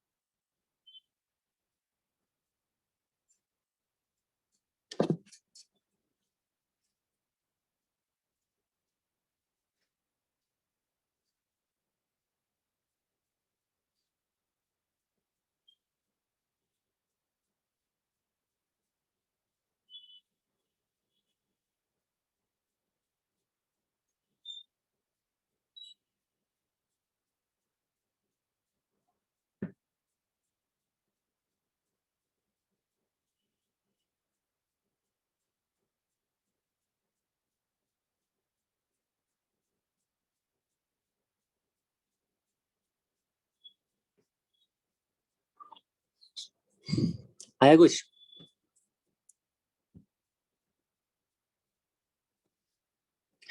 ठीक है, तो मैं सही ड्रॉ किया, इसको इसी को यूज करते हैं कि एक एक करके ना हम हर एक सरफेस पे डेविएशन देख लेते हैं। पहले प्रिज्म की वजह से डेविएशन कितना हुआ वो कैलकुलेट कर लिया हमने, उसकी वैल्यू आ गई है 2 डिग्री के इक्वल, ठीक है, ये एंगल है 2 डिग्री। अब जैसे ये लाइट से मिरर पर फॉल करेगी तो मिरर पर ये कितने एंगल पर इंसिडेंट होगी वो हमें बताना पड़ेगा। तो ये एंगल भी 2 डिग्री ही होगा, करस्पॉन्डिंग एंगल। 2 डिग्री पर अगर लाइट इंसिडेंट हो रही है तो 2 डिग्री पर ही रिफ्लेक्ट करेगी। रिफ्लेक्टेड लाइट की डायरेक्शन हमें पता चल गई, ये एंगल भी 2 डिग्री है। हमें पता करना है कि सेकेंड रिफ्लेक्शन में एंगल ऑफ डिविएशन कितना है। तो एंगल ऑफ डिविएशन हम देखते हैं, इंसिडेंट डायरेक्शन क्या है, ये इंसिडेंट डायरेक्शन है, ये हमारा ये जो है ना ये डेल्टा 1 कहलाएगा, ये जो है ये डेल्टा 1 पहला डिविएशन। और दूसरी बार जो डिविएशन हो रहा है प्लेन मिरर की वजह से वो ये वाला एंगल हो रहा है, यहाँ से यहाँ, क्योंकि इधर जा रही थी लाइट से, इसको बेंड करके ना लाइट से इधर ले आया मिरर में, ठीक है। तो मिरर ने कितने एंगल से डिवाइड किया, ये वाला एंगल, और ये एंगल कितना होगा, ये टोटल एंगल 4 डिग्री है, 180 माइनस 4, ये एंगल है 176 डिग्री, ठीक है। तो टोटल डिविएशन कितना होगा, टोटल डिविएशन कितना होगा, टोटल डिविएशन हम लिखेंगे डेल्टा 1 प्लस डेल्टा 2, क्योंकि ये भी क्लॉकवाइज डायरेक्शन में डिवीजन है, ये भी क्लॉकवाइज डायरेक्शन में डिवीजन है। तो टोटल डिवीजन ऐड होकर के हम बोलेंगे 2 डिग्री प्लस 176 डिग्री, और ये वैल्यू होगी 178 डिग्री, ये आंसर होगा। कि 180 डिग्री डेविएशन का मतलब वापस हो गया, 178 का मतलब कुछ ऐसे लाइट रे कुछ ऐसे रिफ्लेक्ट, मतलब फाइनल डायरेक्शन कुछ यूं हो गई इधर, ठीक है। इसमें कोई प्रॉब्लम है? अच्छा, मैं मान लो इस क्वेश्चन को थोड़ा और एक्सटेंड करता हूँ और पूछता हूँ कि मान लो ये लाइट से जो मिरर से रिफ्लेक्ट हुई है ये दोबारा प्रिज्म पे एंटर करती है, दोबारा प्रिज्म पे फॉल करती है। प्रिज्म से निकलने के बाद ये जो फाइनल डायरेक्शन है, ये इनिशियल से कितने एंगल पर डिवाइड कर गई ये निकाल सकते हो। इसको तुम निकालना, ये एंगल 176 ही आएगा। क्यों पता है क्यों? अरे पहले इस प्रिज्म ने 2 डिग्री क्लॉकवाइज में डिवाइड किया, अब 2 डिग्री एंटी क्लॉकवाइज में डिवाइड करेगी, तो टोटल डिविएशन प्रिज्म की वजह से नलीफाई हो गया ना। जो भी डिविएशन आएगा वो सिर्फ मिरर की वजह से आएगा, और वो 176 डिग्री। ठीक है, और तुम ऐड करके तीनों डेविएशन को भी देख सकते हो। ठीक है, बस बहुत सारे क्वेश्चंस हो गए, बाकी तुम लोग खुद से प्रैक्टिस करना। ये आसान आसान क्वेश्चन मैंने ले लिए थे, इसमें भी तुम लोगों को कभी कभी कंफ्यूजन हो जाता है, तो इसीलिए ये क्वेश्चन क्लास में ले लिए हैं। अब तुम लोग ट्राई करना ज्यादातर क्वेश्चंस। ये सारे क्वेश्चन नहीं ले, कुछ क्वेश्चन और भी ले जा सकते थे जो कि इनसे थोड़ा डिफरेंट होते, लेकिन कुछ क्वेश्चन तुम लोग खुद से भी ट्राई करो, जो सॉल्व नहीं होंगे वो तुम लोगों को पूछते हैं। कि अब हम लोग स्टार्ट कर सकते हैं।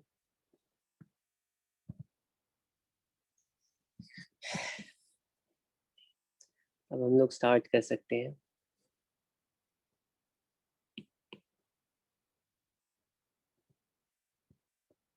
Refraction at plane surfaces discuss कर लिया है, और रिफ्रैक्शन एट प्लेन सरफेसेस का एक ही रिजल्ट है, एपरेंट अपॉन एक्चुअल डिस्टेंस की वैल्यू रिफ्रैक्टिव इंडेक्सेस के रेशियो की इक्वल आती है। ठीक है, स्फेरिकल सरफेसेस पे क्या होगा?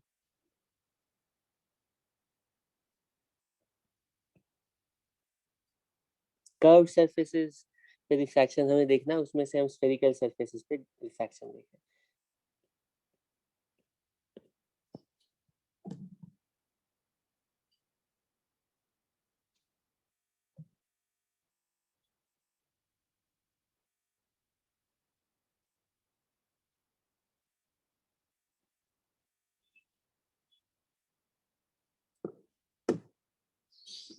ओके,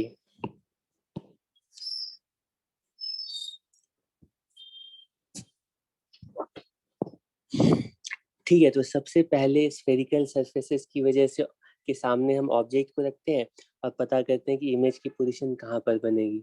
तो पहला काम तो हमारा हर बार की तरह रिफ्रैक्शन एट स्फेरिकल सरफेसेस में भी ऑब्जेक्ट और इमेज की पोजीशंस को रिलेट करना होगा, और उसके बाद पॉइंट ऑब्जेक्ट की जगह एक्सटेंडेड ऑब्जेक्ट को रख करके देखेंगे कि मैग्निफिकेशन कितनी होगी। ठीक है, स्फेरिकल सरफेस के सामने कहीं पर भी ऑब्जेक्ट रखा गया है और उसकी इमेज कहाँ पर बनेगी हमें देखना है। इससे पहले के जो केसेस थे वो सिंपल थे, वहां पे प्लेन सरफेस था हमारा। ठीक है, वो इस तरह का सरफेस था, या मान लो उसको यूं रखते हैं, मान लो ये प्लेन सरफेस कुछ ऐसे है, प्लेन सरफेस है, इसकी दूसरी साइड मीडियम कुछ अलग है, ये मीडियम कुछ अलग है, और पहला वाला जो मीडियम है कुछ अलग है, दोनों की रिफ्रैक्टिव इंडेक्सेस अलग अलग है। ये मान लो μ1 है, ये मान लो μ2 है, या n1 n2 के टर्म्स में है।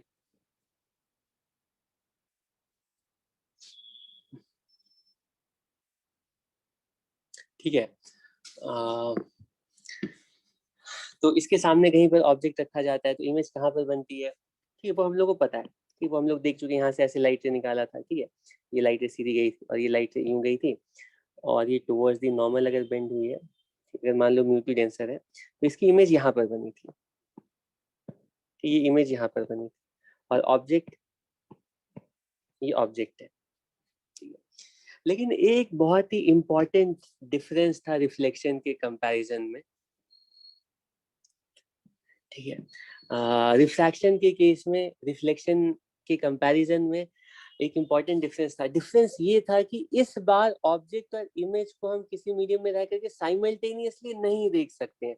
अगर तुम्हें ऑब्जेक्ट को देखना है ना, तो तुम्हें मीडियम 1 में ही रहना पड़ेगा, और तुम्हें सिर्फ ऑब्जेक्ट ही दिखेगी, क्योंकि ये वाली जो लाइट रे है ना, ये जो रिफ्रैक्टेड, ये जो बेंट लाइट रेज है, ये तुम्हें मीडियम 1 में उनको तुम इंटरसेप्ट कर ही नहीं सकते। वहां पे तुम्हें सिर्फ एक ही पॉइंट दिखेगा, वो है ऑब्जेक्ट। ठीक है, और जैसे ही तुम मीडियम 2 में जाओगे तो तुम्हें वहां पे भी सिर्फ एक ही पॉइंट दिखेगा, और वो दिखेगी इमेज। कहीं पर भी दिखे, लेकिन पॉइंट ये है कि तुम एट ए टाइम या तो इमेज को देख सकते हो या ऑब्जेक्ट को देख सकते हो। इमेज को देखने के लिए जिस मीडियम में ऑब्जेक्ट रखा गया उसके दूसरी मीडियम में ऑब्जर्वर को रहना पड़ता है, ठीक है। ऐसा रिफ्लेक्शन के केस में नहीं हो रहा था, लेकिन एनीवे क्योंकि लाइट रेज की डायरेक्शन चेंज हुई है, ये जो रिफ्रैक्टेड लाइट रेज है ये जिस पॉइंट से आती हुई दिखेंगी ये इमेज कहलाएगी, और ये वाला पॉइंट जहाँ पे इंसिडेंट लाइट रेज है ये ऑब्जेक्ट कहलाएगा सरफेस के लिए। ये सब पॉइंट क्लियर है। अब ये जो प्लेन सरफेस है ना इसको थोड़ा सा हम बेंड कर देते हैं, मतलब ये जो प्लेन है इसको थोड़ा सा ऐसे कर्व करने की कोशिश करते हैं, ठीक है। फिर से लाइट रे ऑब्जेक्ट से निकल करके सरफेस पर इंसिडेंट होगी, रिफ्रैक्ट करेंगे, और रिफ्रैक्टेड लाइट रेज अपीयर होंगी किसी और पॉइंट से आती हुई। हमें पता करना है कि अगर ये सरफेस स्फेरिकल सरफेस है, ठीक है, कर्व्ड सरफेस है, अब ऑब्जेक्ट की अपरेंट पोजीशन या इमेज कहाँ पर बनेगी। और इस बार भी ऑब्वियसली इमेज को देखने के लिए जो हमारा ऑब्जर्वर है ना वो सेम मीडियम में नहीं रहेगा। रिफ्रैक्शन के केस में दूसरे मीडियम में ऑब्जर्वर को रहना पड़ेगा क्योंकि वहीं पर रिफ्रैक्टेड लाइट रे होगी। मिरर के लिए केस सिंपल था, मिरर के लिए इंसिडेंट लाइट रे भी सेम साइड रहती थी, रिफ्लेक्टेड लाइट रे भी सेम साइड रहती थी, ठीक है। और यहाँ पे पता है, यहाँ पे ऑब्जेक्ट और इमेज के लिए रियल वर्चुअल भी बताना आसान था क्योंकि इंसिडेंट लाइट रिफ्लेक्टिंग साइड में है, तो अगर ऑब्जेक्ट रिफ्लेक्टिंग साइड में तो रियल, नॉन रिफ्लेक्टिंग साइड में तो वर्चुअल। उसी तरह से रिफ्लेक्टेड लाइट रे भी रिफ्लेक्टिंग साइड में है, तो रिफ्लेक्टेड लाइट रे अगर रिफ्लेक्टिंग साइड में है तो अगर इमेज रिफ्लेक्टिंग इधर बन रही है तो वो रियल होगी, इमेज इधर बन रही है वर्चुअल, ठीक है। लेकिन रिफ्रैक्शन के केस में ऐसा नहीं है। रिफ्रैक्शन के केस में क्या है कि पहले मीडियम में इंसिडेंट लाइट रे और दूसरे मीडियम में refracted light ray. Plane surface के लिए तो हमेशा ही अगर ऑब्जेक्ट रियल है तो हमेशा ही वर्चुअल इमेज फॉर्म हो रही है, कि प्लेन सरफेस वाला जो केस है। लेकिन सरफेस को अगर कर्व करेंगे तो क्या होता है देखना पड़ेगा। हो सकता है कि हम लाइट रेस को इस तरह से बेंड करें, तो यहाँ पे तो लाइट रे ऐसे बेंड हो रही हैं कि ये यहाँ पे ना डाइवर्ज ही कर रही हैं, तो वो वर्चुअली मीट कर रही हैं, ठीक है। लेकिन हो सकता है कि हम सरफेस को कुछ इस तरह से बेंड करें, ठीक है। बेंड बहुत ज्यादा अगर बेंड करेंगे तो हो सकता है ये जो लाइट है ना कुछ इधर की तरफ बेंड हो जाए और हमें रियल इमेज भी मिले, ठीक है। लेकिन पॉइंट ये है कि रिफ्रैक्शन के केस में इंसिडेंट लाइट रे सिर्फ फर्स्ट मीडियम में रहती है और रिफ्रैक्शन के केस में रिफ्रैक्टेड लाइट रे सिर्फ सेकेंड मीडियम में रहती है। तो यहाँ पे ऑब्जेक्ट कब रियल होगी वर्चुअल होगी, इमेज कब रियल होगी वर्चुअल होगी, वो उतना सिंपल नहीं है। मिरर के लिए तो जो भी पॉइंट रिफ्लेक्टिंग साइड में है वो हमेशा रियल है, नॉन रिफ्लेक्टिंग साइड में वो हमेशा वर्चुअल है, ठीक है, चाहे ऑब्जेक्ट हो या इमेज हो। लेकिन यहाँ रिफ्रैक्शन के केस में इतना सिंपल नहीं होगा, ठीक है। और तुम थोड़ा और अगर सोचोगे तो हम बोलेंगे फर्स्ट मीडियम में अगर ऑब्जेक्ट है, क्योंकि इंसिडेंट लाइट रे फर्स्ट मीडियम में है और रिफ्रैक्टेड लाइट रे सेकेंड मीडियम में, ठीक है। रिफ्रैक्टेड लाइट रे is in second medium and incident light रे इज इन फर्स्ट मीडियम। तो अगर ऑब्जेक्ट फर्स्ट मीडियम में रियल है, ऑब्जेक्ट सेकेंड मीडियम में है तो वर्चुअल है, ठीक है। क्योंकि इंसिडेंट लाइट रे एक्चुअली फर्स्ट मीडियम में एग्जिस्ट कर रही है, तो फर्स्ट मीडियम में ऑब्जेक्ट होने का मतलब है ये लाइट रे एक्चुअली मीट कर रही है, ठीक है। और सेकेंड मीडियम में ऑब्जेक्ट होने का मतलब है ये लाइट रे यहाँ पर तो पहुंची ही नहीं, तो लाइट रे एक्चुअली मीट नहीं कर रही होंगी, ठीक है, अपीयर टू बी मीटिंग होंगी, तो ऑब्जेक्ट हमारा वर्चुअल हो जाएगा। और इसी तरह इमेज के लिए भी हम सोच सकते हैं। एनीवे ये सब अभी हमारा कंसर्न नहीं है, तो तुम ऑटोमेटिकली कुछ टाइम में सीख जाओगे। हमारा कंसर्न ये है, हमारा टारगेट ये है अभी का, इमीडिएट टारगेट ये है कि प्लेन की जगह अगर कोई भी स्फेरिकल सरफेस ले लेना तब भी हम बता पाए कि ऑब्जेक्ट की इमेज कहाँ पर बनेगी, ठीक है। ओके, ठीक है, तो स्टार्ट करते हैं। तो लेट अस से हमारे पास एक स्फेरिकल सरफेस है, ठीक है, जो कि सेपरेट कर रहा है, ठीक है, दो अलग अलग रिफ्रैक्टिव इंडिसेस की मीडियम को। और स्फेरिकल सरफेस कैसा भी, ऐसा भी ले सकते हैं, ऐसा भी ले सकते हैं। लेट अस से हम अपना स्फेरिकल सरफेस जिसका कर्वेचर बहुत ही स्मॉल है, तो वो सारे अप्रोक्सीमेशन यहाँ पर भी हम, ये हमारा स्फेरिकल सरफेस है, ठीक है। और ठीक इसकी राइट साइड में ठीक है मीडियम डिफरेंट है, उसको भी हम चलो ड्रॉ कर लेते हैं, थोड़ा आसानी होगी।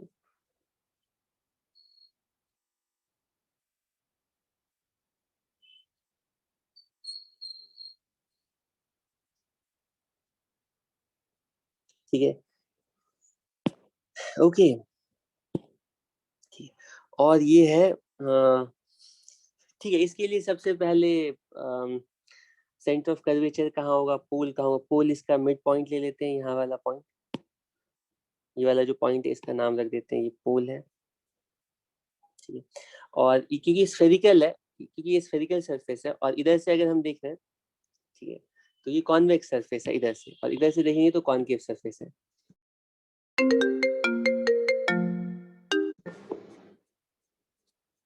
ठीक है, तो ठीक है, तो ये प्रिंसिपल एक्सिस हो गई, और इसका सेंटर ऑफ कर्वेचर कुछ लेटर से, तो मैं पास जानबूझ कर, ये बहुत दूर होगा लेकिन ठीक आसानी के लिए मैं यहाँ पे कुछ पास में ही बना रहा हूँ। ये सेंटर ऑफ कर्वेचर है, ये वाला पॉइंट जो है ये पोल है। ठीक, इनको ज्वाइन करने वाली जो लाइन है, इनको ज्वाइन करने वाली जो लाइन है, ये प्रिंसिपल एक्सिस है। ठीक है, फोकस हम डिफाइन कर सकते हैं, लेकिन यहाँ पे नेसेसरी नहीं है, और यहाँ पे फोकस हम डिफाइन नहीं कर रहे, ठीक, क्योंकि अननेसेसरी कॉम्प्लिकेट करना होगा। लेकिन अगर पूछा जाए कि फोकस कहाँ पर होगा, तो तुम ऑब्जेक्ट को इंफिनिटी पर रख करके यहाँ पर बता सकते हो कि फोकस कहाँ पर होगा। ठीक है, ओके। लेट अस से ऑब्जेक्ट को हम यहाँ पर रखते हैं, ठीक, ऑब्जेक्ट कहीं पर यहाँ पर रखते हैं। ठीक है, और हमें पता करना है कि इस ऑब्जेक्ट की इमेज की रिफ्रैक्शन के बाद कहाँ पर बनेगी। ठीक है, तो ऑब्जेक्ट की इमेज बताने के लिए सबसे पहला स्टेप, एक एक करके सारे स्टेप्स को फॉलो करेंगे। सबसे पहले हम रे डायग्राम बना करके इमेज की पोजीशन ड्रॉ करेंगे। ठीक है, उसके बाद ज्योमेट्री अप्लाई करके ऑब्जेक्ट डिस्टेंस और इमेज डिस्टेंस को रिलेट करेंगे, और फाइनल स्टेप में ऑब्जेक्ट का कोऑर्डिनेट और इमेज का कोऑर्डिनेट रिलेट करेंगे। ठीक है, तो पहले रे डायग्राम बना करके एटलीस्ट पता तो लगाएं कि इस ऑब्जेक्ट की इमेज कहाँ पर फॉर्म होगी इस पर्टिकुलर केस में। ये ऑब्जेक्ट कहीं और, मान लो ऑब्जेक्ट यहाँ भी हो सकता है, यहाँ भी हो सकता है, और उसी तरह मिरर, ये जो स्फेरिकल सरफेस है वो ऐसी भी हो सकती है, ऐसी भी हो सकती है। ठीक है, हम जिस पर्टिकुलर केस के लिए ऑब्जेक्ट ले रहे हैं, उसी पर्टिकुलर केस में हमें पता लगाना है कि इमेज कहाँ पर फॉर्म हो रही है। ठीक है, क्या करेंगे, कोई भी ऑब्जेक्ट से कोई भी दो लाइट से लेते हैं और उनका पाथ ड्रॉ करते हैं। ठीक है, तो सबसे पहली लाइट से तो मैं इंटेंशनली प्रिंसिपल एक्सिस वाली लाइट ले रहा हूँ। क्यों? क्योंकि इसके लिए पाथ हमें ऑलरेडी पता है। क्या पाथ होगी?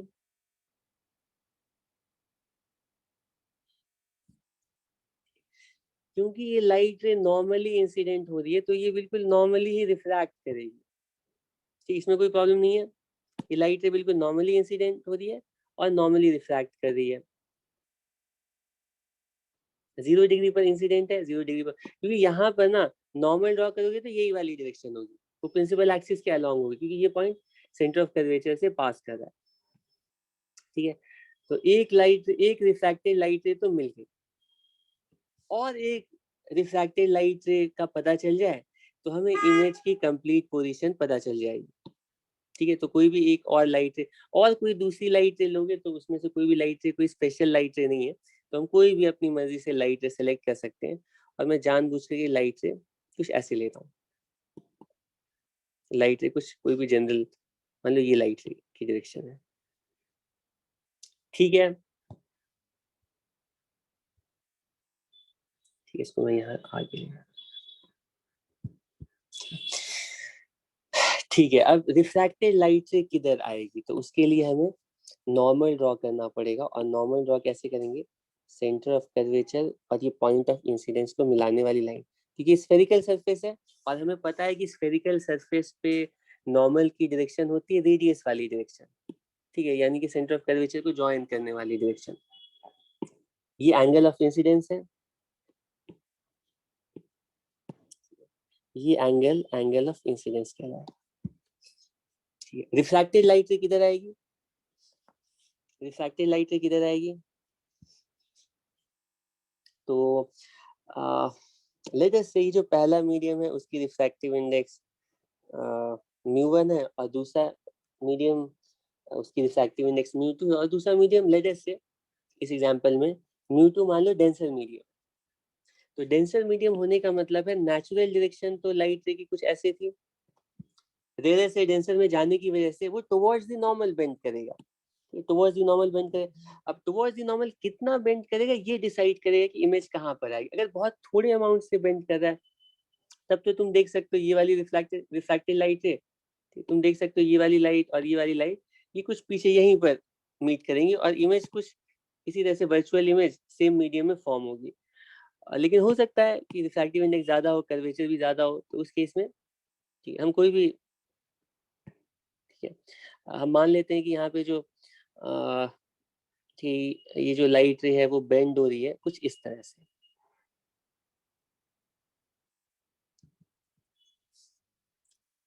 ठीक है, तो बेंड इस तरह से हो रही है कि रिफ्रैक्टेड लाइट से कुछ आगे जाकर के मीट कर रही है। ये फिगर क्लियर है ना? यहाँ पे ये लाइट रेज दिख रही है, एक रिफ्रैक्टेड लाइट रे ये वाली है, एक रिफ्रैक्टेड लाइट रे ये वाली है, दूसरी रिफ्रैक्टेड लाइट रे ये वाली है। तो ये दोनों रिफ्रैक्टेड लाइट रेज कहाँ पर मीट कर रही है? एंगल ऑफ रिफ्रैक्शन कितना होगा पता है? ये एंगल इस बार एंगल ऑफ रिफ्रैक्शन होगा।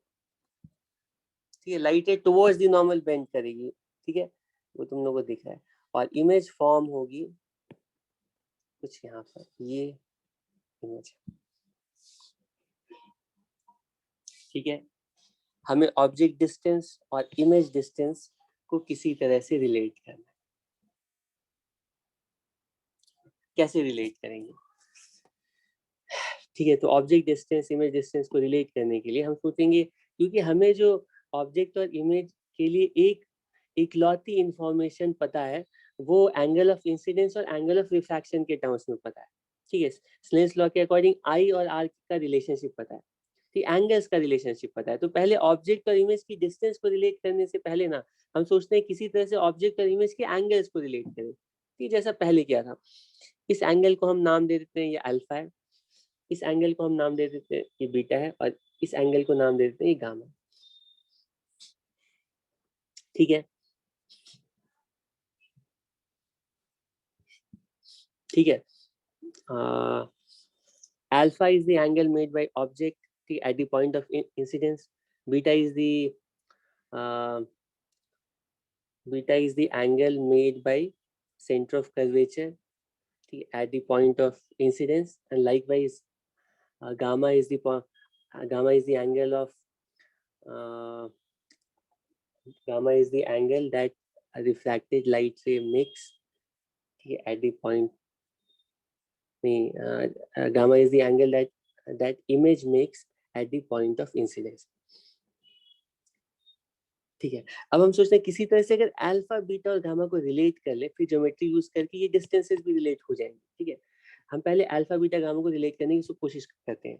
ठीक है, तो आई और आर के बीच में जो एक्चुअल रिलेशनशिप हमें पता है पहले वो लिखते हैं, वो क्या रिलेशनशिप है? स्नेल्स लॉ, पहले मीडियम की रिफ्रैक्टिव इंडेक्स और पहले मीडियम में angle sine of angle which is how much? Sine I. ठीक है, दूसरे मीडियम की रिफ्रैक्टिव इंडेक्स और दूसरे मीडियम में साइन ऑफ एंगल। ठीक है, ओके, और आई और आर तो रिलेट है, हमें अल्फा बीटा गामा को किसी तरह से मतलब अल्फा और गामा को रिलेट करना है। तो हम यहाँ पे सोचेंगे कि आई को क्या हम अल्फा बीटा गामा के टर्म्स में लिख सकते हैं? हाँ लिख सकते हैं। यहाँ पे देखो जरा, इस ट्रायंगल को अगर देखेंगे तो ये जो आई है ना ये एक्सटीरियर एंगल है, तो आई की वैल्यू होगी अल्फा प्लस बीटा के इक्वल। गलत कह रहा हूँ? हम लिखेंगे आई की वैल्यू होगी अल्फा प्लस बीटा, और आर की वैल्यू लिखनी है, लेकिन आर को रिलेट करने के लिए हम बोले इस ट्रायंगल को देखते हैं, इसमें बीटा एक्सटीरियर एंगल है, तो बीटा की वैल्यू होगी, ऐसे तो हमें आर निकालना है लेकिन हम एक्सटीरियर एंगल वाली प्रॉपर्टी यूज करके बोलेंगे बीटा की वैल्यू है आर प्लस गामा, तो आर की वैल्यू बीटा माइनस गामा के इक्वल होगी। ठीक है, तो यहाँ पर हम लिखेंगे कि बीटा की वैल्यू है आर प्लस गामा, तो आर की वैल्यू जो है वो बीटा माइनस गामा की। कोई प्रॉब्लम नहीं है? ठीक है, तो आई और आर को हम रिप्लेस कर देते हैं। आई को हम लिख सकते हैं, ठीक है, अल्फा प्लस बीटा, और आर को लिख सकते हैं बीटा माइनस गामा। ये म्यू1 है, म्यू2, कोई प्रॉब्लम नहीं है। कि अब ये जो रिलेशनशिप अल्फा बीटा के बीच में आ गया, ऑब्जेक्ट और इमेज एंगल के बीच में ये रिलेशनशिप आ गया है, लेकिन ये जो रिलेशनशिप है ये थोड़ा मतलब ये सिंपल रिलेशनशिप नहीं है। ठीक है, ये साइन फंक्शन यहाँ पर यूज हो रहा है। ठीक है, तो एंगल्स देखने पड़ेंगे, उनका साइन लेना पड़ेगा, कॉम्प्लिकेटेड रिलेशनशिप है। इसीलिए हम ऑब्जेक्ट और इमेज की पोजीशंस को रिलेट करते हैं सबसे सिंपलेस्ट सिचुएशन में। ठीक है, जिसमें कि हम मान रहे हैं कि ये सारी light rays paraxial light rays है, ऑलमोस्ट प्रिंसिपल एक्सिस के पैरेलल है, मतलब कि बहुत ही क्लोज है। यानी कि अल्फा बीटा गामा ये सारे एंगल्स बहुत ही स्मॉल एंगल्स है। ठीक है, आई आर और अल्फा बीटा गामा ये सारे एंगल्स बहुत स्मॉल होंगे। ठीक, अगर हम सिर्फ पैराक्सियल लाइट रेज के लिए इमेज फॉर्मेशन कंसीडर करें, और ये अप्रोक्सीमेशन बिल्कुल वैलिड है अगर हमारा ऑब्जर्वर बिल्कुल सामने, अगर ऑब्जर्वर, क्योंकि ऑब्जर्वर के अंदर ऑब्जर्वर की आंखों में बहुत ही narrow beam of light ray जानी है, तो ऑब्जर्वर अगर प्रिंसिपल एक्सिस के क्लोज आकर के ऑब्जेक्ट को, इमेज को देखेगा, तो पैराक्सियल लाइट रेज ही एक्चुअली ऑब्जर्वर की आईज में एंटर करेंगी, और ये सारे एंगल्स एक्चुअली स्मॉल होंगे भी। तो ऐसा नहीं कि ये अप्रोक्सीमेशन ओवर सिंप्लीफिकेशन है, ये बहुत ही जस्टिफाइड अप्रोक्सीमेशन है। ठीक, अगर एंगल स्मॉल है तो क्या लिखेंगे, ये वैल्यू हो जाएगी म्यू1। अब क्या बचा इसमें, ये अल्फा प्लस बीटा, ठीक है, और ये वैल्यू हो जाएगी म्यू2 बीटा माइनस गामा। ठीक है, तो इसको हम सिंप्लीफाई कर देते हैं, या ये अल्फा बीटा गामा की वैल्यूज भी लिख देते हैं। तो एंगल्स तो रिलेट हुए, लेकिन हम एंगल में इंटरेस्टेड थोड़ी है, डिस्टेंस में रिलेटेड, डिस्टेंस में इंटरेस्टेड है। तो इस अल्फा को अगर हमें डिस्टेंस से रिलेट करना है, तो इन पॉइंट्स का कुछ नाम बस रख देते हैं। ये वाला जो पॉइंट है ना, ऊपर वाला पॉइंट, इसको हम बोल देते हैं, ये पॉइंट मान लो एम है। ठीक है, तो ये सारे एंगल्स बहुत स्मॉल होंगे ना, तो ये वाला ये इस तरह से होगा, बहुत स्मॉल एंगल। ठीक, तो इन एंगल की वैल्यू हम लिखेंगे ये आर्क लेंथ। ठीक, अगर ये बहुत स्मॉल है उस केस में कह रहा हूँ, क्योंकि ये लाइन ऑलमोस्ट परपेंडिकुलर होगी। ठीक है, और ये जो एंगल है, इनके tan की वैल्यू mp, जैसे tan अल्फा की वैल्यू mp अपॉन ओपी के इक्वल होगी, और यही अल्फा की भी वैल्यू होगी अगर एंगल स्मॉल है। ठीक है, ठीक है, तो अल्फा की, बीटा की, गामा की वैल्यूज हम लिखते हैं, लेकिन इसमें हम लिखते हैं म्यू1 अल्फा के plus म्यू2 gamma equals mu two minus म्यू1, ठीक है, बीटा। ठीक है, बीटा दो बार था ना, तो बीटा को साथ में कर दिया। अब अल्फा बीटा गामा की वैल्यू लिखते हैं। अल्फा की वैल्यू बताओ, इसको चेक करते जाओ। अल्फा की वैल्यू हम लिखेंगे mp upon OP, plus gamma की वैल्यू बताओ। ठीक, गामा की वैल्यू बताओ, mp अपॉन गामा की वैल्यू क्या है, चेक करो ना। ये जो एंगल, ये लिखे mp अपॉन ये वाली डिस्टेंस, गामा की वैल्यू क्या होगी, arc length upon radius which is ip, mp upon ip। ठीक है, ये वैल्यू होगी म्यू2 माइनस म्यू1। बीटा की वैल्यू क्या होगी, mp अपॉन ये डिस्टेंस क्या होगी, ये तो रेडियस ऑफ कर्वेचर होगा, तो इसको लिख रहे हैं बीटा, ये mp अपॉन r। ठीक है, mp mp कैंसिल होगा हर जगह से, और हमें desired relationship between object distance and image distance, ठीक है, मिल जाएगी। इसको मैं ऐसे लिखता हूँ, mu two upon ip, mu two upon image distance plus mu one upon object distance equals mu two minus mu one upon radius of curvature. ये डिजायर्ड रिलेशनशिप है स्फेरिकल सरफेस पे रिफ्रैक्शन के बाद ऑब्जेक्ट की डिस्टेंस और इमेज की डिस्टेंस में। लेकिन इसमें एक प्रॉब्लम है, प्रॉब्लम ये है कि ये रिलेशनशिप हम ऑब्जेक्ट और इमेज की डिस्टेंसेस के लिए सिर्फ तभी यूज कर सकते हैं जब हमारे पास सरफेस भी बिल्कुल कॉन्वेक्स हो। ठीक है, और उसके सामने ऑब्जेक्ट ऐसे ही रखा हुआ हो जिस केस के लिए हमने ये रिजल्ट डिराइव किया, क्योंकि अगर ऑब्जेक्ट कहीं और होता, सरफेस किसी और टाइप का होता, उसके लिए डिस्टेंसेस का रिलेशनशिप कुछ अलग आता। ठीक है, तो हम क्या करते हैं, हम बोलते हैं कि इस केस में ना हम ऑब्जेक्ट के कोऑर्डिनेट और इमेज के कोऑर्डिनेट्स को रिलेट करते हैं। क्या फायदा है? फायदा ये है कि अगर कोई और सरफेस होता, ऑब्जेक्ट कहीं और रखा होता, वहां पे ऑब्जेक्ट इमेज की डिस्टेंस का रिलेशनशिप कुछ अलग आता, लेकिन कोऑर्डिनेट का रिलेशनशिप वही आता जो इस केस में आएगा और जो हर केस में आएगा। तो ये मैं पहले समझा चुका हूँ थोड़ा बहुत। अगर कोऑर्डिनेट ज्योमेट्री का तुम्हें आइडिया है, तो अगर कोऑर्डिनेट के टर्म्स में हम रिलेशनशिप निकालते हैं तो पोजीशन चेंज हो जाती है, कोऑर्डिनेट का रिलेशनशिप चेंज नहीं होता है। ठीक है, ठीक है, तो हम क्या करते हैं ना, कोऑर्डिनेट्स को रिलेट करते हैं, ऑब्जेक्ट के कोऑर्डिनेट और इमेज के कोऑर्डिनेट्स को रिलेट करते हैं। उसके लिए हमें एक्सिस चूज करना पड़ेगा, और हर बार की तरह इस पोल को हम ओरिजिन मानते हैं और प्रिंसिपल एक्सिस को एक्स एक्सिस मानते हैं। अब उसमें पॉजिटिव किधर होगा, नेगेटिव किधर होगा, वो तुम्हारी मर्जी है, किधर भी मान सकते हो। लेटेस्ट से मैं इसको पॉजिटिव एक्स एक्सिस यू मान लेता हूँ।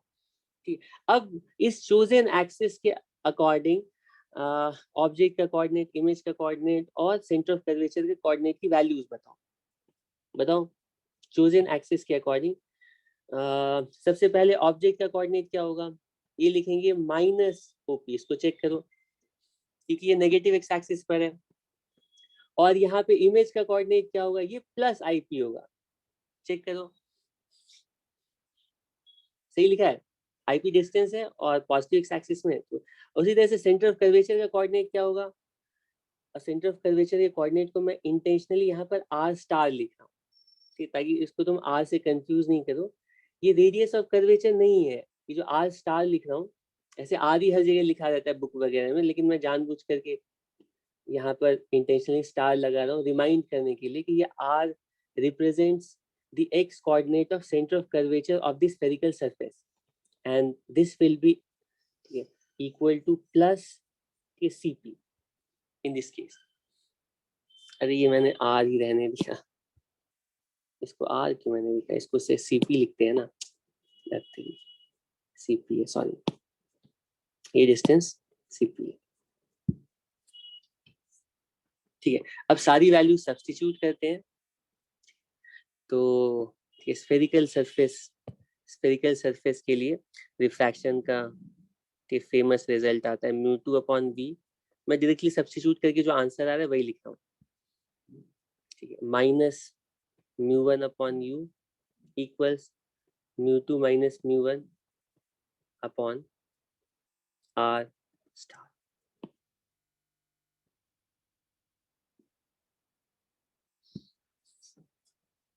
ठीक है, इसमें v क्या है, इमेज का एक्स कोऑर्डिनेट है, u क्या है, ऑब्जेक्ट का एक्स कोऑर्डिनेट है, r स्टार क्या है, सेंटर ऑफ कर्वेचर जो स्फेरिकल सरफेस है उसके सेंटर ऑफ कर्वेचर का एक्स कोऑर्डिनेट है। म्यू1 म्यू2 क्या है, म्यू1 फर्स्ट मीडियम है, म्यू2 सेकंड मीडियम। लेकिन कौन सा मीडियम फर्स्ट मीडियम है, कौन सा मीडियम सेकंड मीडियम है, कैसे पता चलेगा? ठीक, कौन सा मीडियम फर्स्ट मीडियम है, कौन सा सेकंड, वो कैसे डिसाइड हो रहा है? ठीक, ये म्यू1 म्यू2 कैसे डिसाइड हो रहा है, कैसे डिसाइड होगा बताओ? ऑब्जेक्ट और इमेज, तो ऑब्जेक्ट इमेज तो हो सकता है दोनों फर्स्ट में चले जाते या दोनों सेकंड में चले जाते। देखो by definition mu one refractive index of first medium है, mu two refractive index of second medium है। बाय डेफिनेशन फर्स्ट मीडियम का मतलब वो मीडियम है जहां से लाइट एंटर कर रही है। ठीक है, कि जहां पे इंसिडेंट लाइट एग्जिस्ट कर रही है, ऐसा भी बोल सकते हो। और सेकेंड मीडियम वो मीडियम है जहां पे लाइट पहुंच रही है, जिस मीडियम से आ रही है वो फर्स्ट मीडियम होगा हमेशा। और जिस लाइट रेस को देख करके तुम्हें first medium second medium decide करना, इसमें बार बार गलती करते हो तुम लोग। तो ये म्यू1 म्यू2 किसको मानना है, ये हमेशा याद रहना चाहिए कि फर्स्ट मीडियम हम उस मीडियम को मान रहे हैं जहां से लाइट रे आ रही है। ठीक है, ये फर्स्ट मीडियम हो गया। और सेकेंड मीडियम उस मीडियम को मानते हैं जहां पर लाइट से जा रही है, ठीक, पहुंच रही है। ठीक, कोई प्रॉब्लम नहीं है। ठीक है, पहले म्यू1 म्यू2 देखोगे, उसके बाद फिर सबके कोऑर्डिनेट्स लिखोगे, और तुम रिलेट करके ऑब्जेक्ट पता है तो इमेज कहाँ बनेगी, इमेज पता है तो ऑब्जेक्ट कहाँ बनेगा, ये सब कुछ बता सकते हो। अब मैं साथ साथ, क्योंकि ये स्फेरिकल सरफेस का जनरल रिजल्ट हम लोगों ने निकाल लिया, अब मैं साथ साथ तुम्हें याद दिला देता हूँ कि अगर ये सरफेस मान लो स्फेरिकल ना होता और ये प्लेन सरफेस होता, ठीक है, प्लेन सरफेस होने का मतलब क्या होता? प्लेन सरफेस का मतलब है कि रेडियस ऑफ कर्वेचर की वैल्यू इन्फिनिटी हो जाती, ये इन्फिनिटी होती, ये वाला टर्म जीरो हो जाता, और तुम देख सकते हो रिलेशनशिप क्या आता पता है, mu mu two upon v minus mu one upon u equals zero. तो तुम्हें पता चलता कि v अपॉन यू की वैल्यू आ रही है, ये mu two upon mu one के इक्वल, और ये कौन सा रिजल्ट है पता है? ये रिफ्रैक्शन एट प्लेन सरफेसेस का रिजल्ट है, और refraction at plane surfaces obviously spherical surface का स्पेशल केस होगा, ठीक है। इमेज की पोजीशन और ऑब्जेक्ट की पोजीशन का रेशियो, जिसको हम लोग पहले एपरेंट और एक्चुअल बोल रहे थे, ये एक्चुअली इनकी रिफ्रैक्टिव इंडिसेस के रेशियो के इक्वल हो जाएगा अगर प्लेन सरफेस है तो, ठीक है। यहाँ पे तुम प्रॉपर, मतलब वहां पे मैंने समझाया था कि इसके लिए साइन वाइन देखने की जरूरत नहीं है, लेकिन तुम कोऑर्डिनेट के टर्म्स में भी वही रिलेशनशिप लिख सकते थे। और प्लेन सरफेस के क्वेश्चन को भी सॉल्व करने के लिए एक तरीका ये था कि पहले तुम ओरिजिन डिसाइड करते, positive x axis negative x axis decide करते, और कोऑर्डिनेट्स के रेशियो, मतलब कोऑर्डिनेट वाला रिजल्ट यूज करते, ठीक है। इमेज की कोऑर्डिनेट लिखते, ऑब्जेक्ट का कोऑर्डिनेट लिखते और उनके रेशियो की वैल्यू इस तरह से लिखते, ठीक है। लेकिन उसकी जरूरत नहीं है, ठीक, क्योंकि वहां पे केस इतना सिंपल है कि कोऑर्डिनेट्स हम कोऑर्डिनेट्स अगर यूज करेंगे तो अननेसेसरीली हम कॉम्प्लिकेट करेंगे सॉल्यूशन को, क्योंकि वहां पे डिस्टेंस के टर्म्स में रिलेशनशिप अप्लाई करना ज्यादा सिंपल है।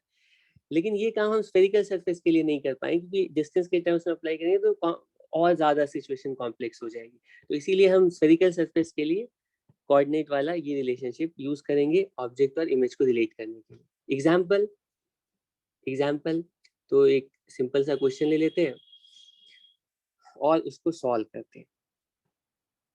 एक ही क्वेश्चन करते हैं क्योंकि टाइम हो गया है, ठीक है। इसी एक क्वेश्चन से तुम्हें आइडिया लग जाएगा। नेक्स्ट क्लास में शाम में देखते हैं, अगर मौका मिलेगा तो कुछ और क्वेश्चंस ले लेंगे। क्वेश्चन क्या है, पहले क्वेश्चन को समझ लो। क्वेश्चन में कहा गया है कि हमारे पास एक ग्लास स्फीयर है ऑफ रेडियस 10 सेंटीमीटर, ठीक है। ये ग्लास स्फीयर है, इसकी रेडियस मान लो 10 सेंटीमीटर, ठीक है। और इसमें कहा गया है, इसकी रेडियस 10 सेंटीमीटर का मतलब है इसका सेंटर मान लो कुछ यहाँ पर है, ठीक है। इसका सेंटर कुछ यहाँ पर है और सेंटर कुछ यहाँ पर है,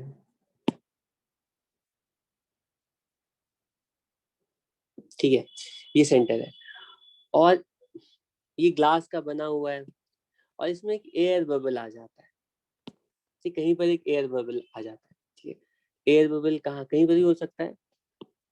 एयर बबल कुछ इस तरह से यहाँ पर आ गया मान लो। सबसे पहले ये बताते हैं, ये जो रेडियस है ना इसकी 10 सेंटीमीटर है, तो ये वाली डिस्टेंस,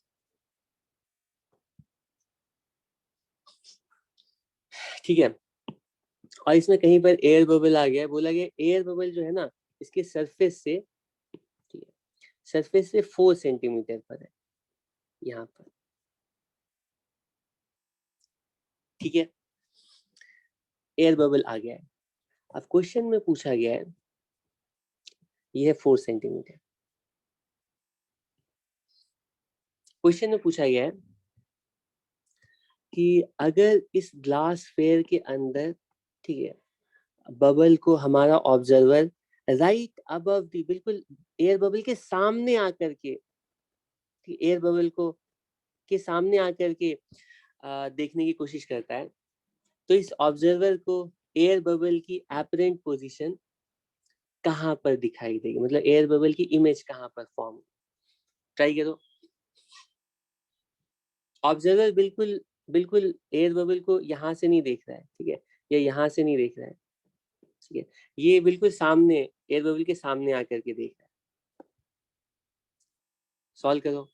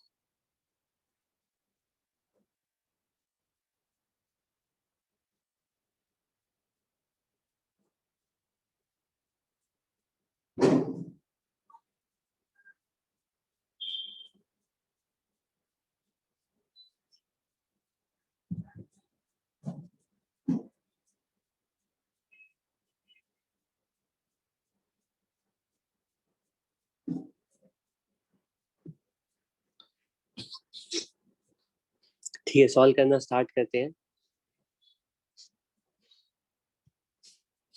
इसको मैं फिर से ड्रॉ कर लेता हूँ। ये हमारा ग्लास फेयर है।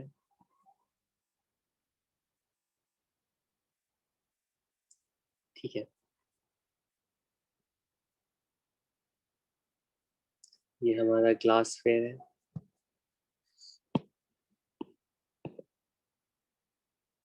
सेंटर है ग्लास फेयर का, और इसके सामने ये एयर बबल है। जो एयर बबल है ये हमारा ऑब्जेक्ट है, इसी की इमेज हमें पूछी गई है कहाँ पर बनेगी। तो सबसे पहला काम होता है ऐसे किसी भी क्वेश्चन को सॉल्व करने का, पहले मैं हर बार सजेस्ट करूंगा कि तुम एक रफ रे डायग्राम जरूर ड्रॉ करो। इमेज कहाँ पर बनेगी हमें पता नहीं है, लेकिन एक रफ स्केच ऑब्जेक्ट को लेकर के तो बना ही सकते हो ना। ये ऑब्जेक्ट है, ये सेंटर ऑफ कर्वेचर है, तो हम प्रिंसिपल एक्सिस भी ड्रॉ कर लेते हैं। ऑब्जेक्ट प्रिंसिपल एक्सिस पे ऑब्जेक्ट को रखते हुए, ये हमारी प्रिंसिपल एक्सिस हो गई। और इसी के ऊपर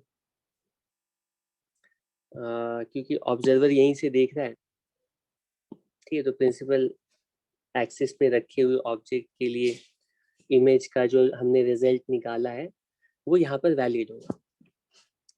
ठीक है, यहाँ पे सारी लाइटें प्रिंसिपल एक्सिस के क्लोज ही होंगी। ठीक है, ये हमारा ऑब्जेक्ट है। ठीक, ये हमारा ऑब्जेक्ट है। इमेज कहाँ पर बनेगी? तो इमेज बनाने के लिए कोई भी दो लाइटें, ये रफ एक लाइट रे तो कुछ ऐसे होगी। ठीक है, और दूसरी लाइट रे अगर हम ड्रॉ करेंगे, क्योंकि अभी स्टार्टिंग के क्वेश्चन है, ये तुम जल्दी से पता लगा पाओगे कुछ टाइम के बाद, लेकिन मैं थोड़ा बहुत ही केयरफुली, हालांकि हमें पैराक्सियल रेज ही लेनी है, लेकिन समझाने के लिए, ठीक है, और क्लैरिटी के लिए मैं थोड़ा दूर ड्रॉ कर रहा हूँ। ठीक है, जानबूझ करके लाइट रेज को थोड़ा दूर ड्रॉ कर रहा हूँ, ताकि लाइट रेज कैसे बेंड हो रही हैं ये तुम अच्छे से क्लियरली यहाँ पर देख पाओ। तो ये जो नॉर्मल होगा ना, ये अंडरस्टूड है कि नॉर्मल यहाँ से सेंटर ऑफ कर्वेचर से पास करेगा, ये नॉर्मल वाली लाइन है। ठीक है, ये लाइन है नॉर्मल नॉर्मल वाली। अब ये लाइट रे, ठीक है, बताओ लाइट रे की नेचुरल डायरेक्शन तो ये थी। ठीक है, नेचुरल डायरेक्शन तो ठीक कुछ ऐसी थी जैसे ड्रॉ किया है, लेकिन यहाँ पर तुम बोल सकते हो, ठीक है, कि क्योंकि लाइट रे ग्लास से एयर में आ रही है, तो लाइट रे अवे फ्रॉम नॉर्मल बेंड होगी, और अवे फ्रॉम नॉर्मल बेंड होने का मतलब क्या है ना, ये सीधी डायरेक्शन तो कुछ ये होती, ये नॉर्मल से अवे कुछ ऐसे बेंड होगी। तो ये जो दो रिफ्रैक्टेड लाइट रेज है, ठीक है, ये कहाँ पर मीट करेंगे कुछ, ठीक है, मैं गेस कर रहा हूँ, कुछ इमेज कुछ मतलब और ऑब्जेक्ट से भी और पास आनी चाहिए, हमें पता नहीं है, लेकिन हम गेस कर रहे हैं कि इमेज कुछ यहाँ पर आनी चाहिए, हमें पता नहीं है कि कहाँ पर एग्जैक्टली आएगी, लेकिन रे डायग्राम से इतना अंदाजा हो रहा है कि ये अभी फ्रॉम नॉर्मल बेंड होगी, तो इमेज जो है कुछ इधर आ जाएगी। ठीक है, इमेज कहाँ पर आएगी? तो उसके लिए रिफ्रैक्शन एट स्फेरिकल सरफेस का फॉर्मूला अप्लाई करेंगे। ठीक है, और एक एक करके सारी वैल्यूज लिखते हैं। कि पहले क्या क्या चीजें गिवन है उनको लिख देते हैं। ठीक है, हमें क्वेश्चन में बताया गया है रेडियस ऑफ कर्वेचर की वैल्यू बता दी गई है, वो है 10 सेंटीमीटर, और ऑब्जेक्ट बता दिया गया है 4 सेंटीमीटर फ्रॉम सरफेस। यही दोनों चीजें गिवन है ना। ठीक है, तो रिफ्रैक्शन एट स्फेरिकल सरफेसेस का फॉर्मूला अप्लाई करने से पहले अपना कोऑर्डिनेट सिस्टम सेट कर लेते हैं। तो कोऑर्डिनेट सिस्टम मान लो ये पोल तो ओरिजिन हो गया, ये पोल हमारा ओरिजिन है, और पॉजिटिव एक्स एक्सिस किधर मानना चाहिए, किधर भी मान लो, उससे कोई फर्क नहीं पड़ता, बस तुम्हारा फाइनल रिजल्ट तुम्हारे चोजन एक्सिस के अकॉर्डिंग आएगा। हर केस में राइट साइड में माने तो यहाँ पर भी चलो राइट साइड को पॉजिटिव एक्स एक्सिस मान लेते हैं। ठीक है, अब एक एक करके refraction at plane, refraction at spherical surface का पहले फॉर्मूला लिख देता हूँ। ये फॉर्मूला कहता है सेकेंड मीडियम अपॉन इमेज की position, first medium upon object की पोजीशन, ठीक है, equals μ2 minus μ1 upon centre of curvature का की पोजीशन, ठीक है, एक्स कोऑर्डिनेट्स। ठीक है, इसमें क्या क्या चीजें गिवन है मुझे पता। सबसे पहले μ1 क्या है, μ2 क्या है। तो यहाँ पे ग्लास की रिफ्रैक्टिव इंडेक्स हमें दे दी गई, ये 1.5 है, और एयर तो बाहर तो एयर है, ठीक है, ये एटमॉस्फेयर। बताओ यहाँ पे फर्स्ट मीडियम कौन सा होगा, सेकेंड मीडियम कौन सा होगा। सबसे पहला काम हर बार ये है कि पहले डिसाइड करो फर्स्ट मीडियम कौन सा है, सेकेंड मीडियम कौन। तो तुम देख सकते हो लाइट स्टार्ट हो रही है ग्लास से, इसका मतलब ग्लास हमारा फर्स्ट मीडियम है। हम लिखेंगे जो ग्लास है, ये ग्लास फर्स्ट मीडियम है, ठीक है। और फाइनली लाइट से रिफ्रैक्ट होकर के ना एयर में जा रही है, तो सेकेंड मीडियम कौन सा मीडियम है, second medium is air medium. ठीक, इसका मतलब है कि यहाँ पे हमारे लिए μ1 की वैल्यू 1.5 गिवन है और μ2 की वैल्यू 1 गिवन है। इसमें किसी को कोई प्रॉब्लम नहीं है। अब एक एक करके कोऑर्डिनेट्स की वैल्यू, तो यहाँ पे हमें ऑब्जेक्ट का कोऑर्डिनेट बता दिया गया है, ये वाली डिस्टेंस 4 सेंटीमीटर है, ठीक है। तो हम लिखेंगे ऑब्जेक्ट का कोऑर्डिनेट -4 है, ठीक, क्योंकि नहीं पॉजिटिव +4 है, ठीक है, पॉजिटिव एक्स एक्सिस में। उसी तरह से सेंटर ऑफ कर्वेचर का कोऑर्डिनेट, ओरिजिन से सेंटर ऑफ कर्वेचर 10 सेंटीमीटर पर है पॉजिटिव साइड में, तो सेंटर ऑफ कर्वेचर का कोऑर्डिनेट हम लिखेंगे r स्टार, ये भी +10 के इक्वल है, ठीक है। और इमेज कहाँ पर बनेगी, इमेज का कोऑर्डिनेट ये हमें पता करना है, कोई प्रॉब्लम नहीं इसमें। रिफ्रैक्शन एट स्फेरिकल सरफेस का फॉर्मूला अप्लाई करो, वैल्यूज पुट करो और आंसर निकालो।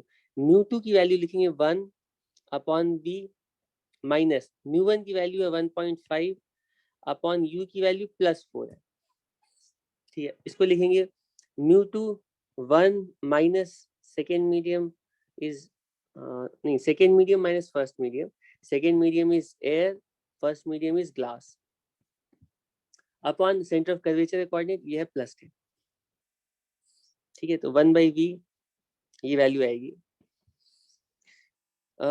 ये 3/2 3/8, ये उधर जाके 3/8 ऐसा हो जाएगा, और ये -12 और ये -20, एलसीएम ले लो, ये हो जाएगा 40, ठीक है। 40 का मतलब है 5 15, और इधर ये वैल्यू कितनी आ रही है, इसको देखो 2, इसको 5 से लिखेंगे,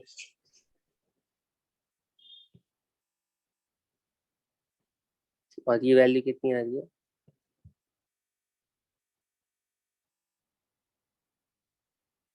ठीक है, सही है। तो ये वैल्यू आ रही है 13/40, तो v की वैल्यू जो आ रही है वो 40/13 की इक्वल आ रही है, और ये रफली 3 पॉइंट, ठीक है, 00 रफली 3 की इक्वल है, क्योंकि अगर ये 39 होता है तो ये रफली 3 सेंटीमीटर है, +3 सेंटीमीटर। और +3 सेंटीमीटर का मतलब क्या है पता है, मतलब ये है कि इमेज फॉर्म हो रही है सरफेस से 3 सेंटीमीटर पर। हमारे ऑब्जर्वर को ऐसा लगेगा कि एयर बबल 4 सेंटीमीटर पर नहीं है, 3 सेंटीमीटर पर, ठीक है। ये बताओ इसमें किसी को कुछ पूछना है। अब तुम लाइट रेस को प्रॉपर्ली कंप्लीट कर सकते हो कि लाइट रेस एक्चुअली यूं से आ तो ऐसे रही होंगी, लेकिन ये लाइट रे क्योंकि, ठीक है, क्योंकि ये अवे फ्रॉम नॉर्मल बेंड हो रही ऐसे, ठीक है, लाइट रे ऐसे अवे फ्रॉम नॉर्मल बेंड होंगी, तो ये जो लाइट रे जो है ना, इनकी वजह से ऑब्जर्वर को ऐसा लगेगा कि एयर बबल कुछ यहाँ पर है, ठीक है, 3 सेंटीमीटर पर, जबकि एक्चुअल पोजीशन 4 सेंटीमीटर थी, ठीक है। बाकी क्वेश्चंस हम लोग इसमें और भी कुछ क्वेश्चन, हाँ सर जो हमने ऊपर निकाला था रिजल्ट, सर आप वो दिखाइए। नहीं सर, कौन सा, यही वाला ना, सर रिफ्रैक्शन वाला, मतलब इससे पहले जो क्वेश्चन किया था, ये ये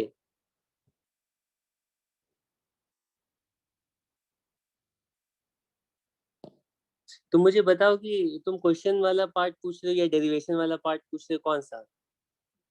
सर डेरिवेशन वाला। अच्छा ये वाला, ये सर हाँ। इसी में ना। सर यहाँ पे नेगेटिव हमने क्यों लिया है? ये हाँ सर। देखो, तो यहाँ तक तो कोई प्रॉब्लम नहीं है तुम्हें। इस पर्टिकुलर केस के लिए मैं कह रहा हूँ, इस पर्टिकुलर केस का मतलब है जैसा हमने सरफेस लिया और जहां पर हमने ऑब्जेक्ट रखा, इस पर्टिकुलर केस के लिए तो डिस्टेंसेस का ये रिलेशनशिप होगा। अगर हमें पता है क्वेश्चन में कि कॉन्वेक्स सरफेस ही है, ठीक है, इंसिडेंट लाइट के लिए सरफेस भी कॉन्वेक्स है और ऑब्जेक्ट को कॉन्वेक्स सरफेस के सामने रखा गया है, ठीक है, तो हम ये रिजल्ट यूज करके इमेज की डिस्टेंस निकाल सकते हैं, ठीक है। लेकिन इसी पर्टिकुलर केस में अगर हम ऑब्जेक्ट की के कोऑर्डिनेट और इमेज के कोऑर्डिनेट को रिलेट करना चाहें, ये ऑब्जेक्ट की डिस्टेंस है, इमेज की डिस्टेंस है, ये सेंटर ऑफ कर्वेचर की डिस्टेंस है, अगर हम कोऑर्डिनेट्स को रिलेट करना चाहें तो क्या करना पड़ेगा?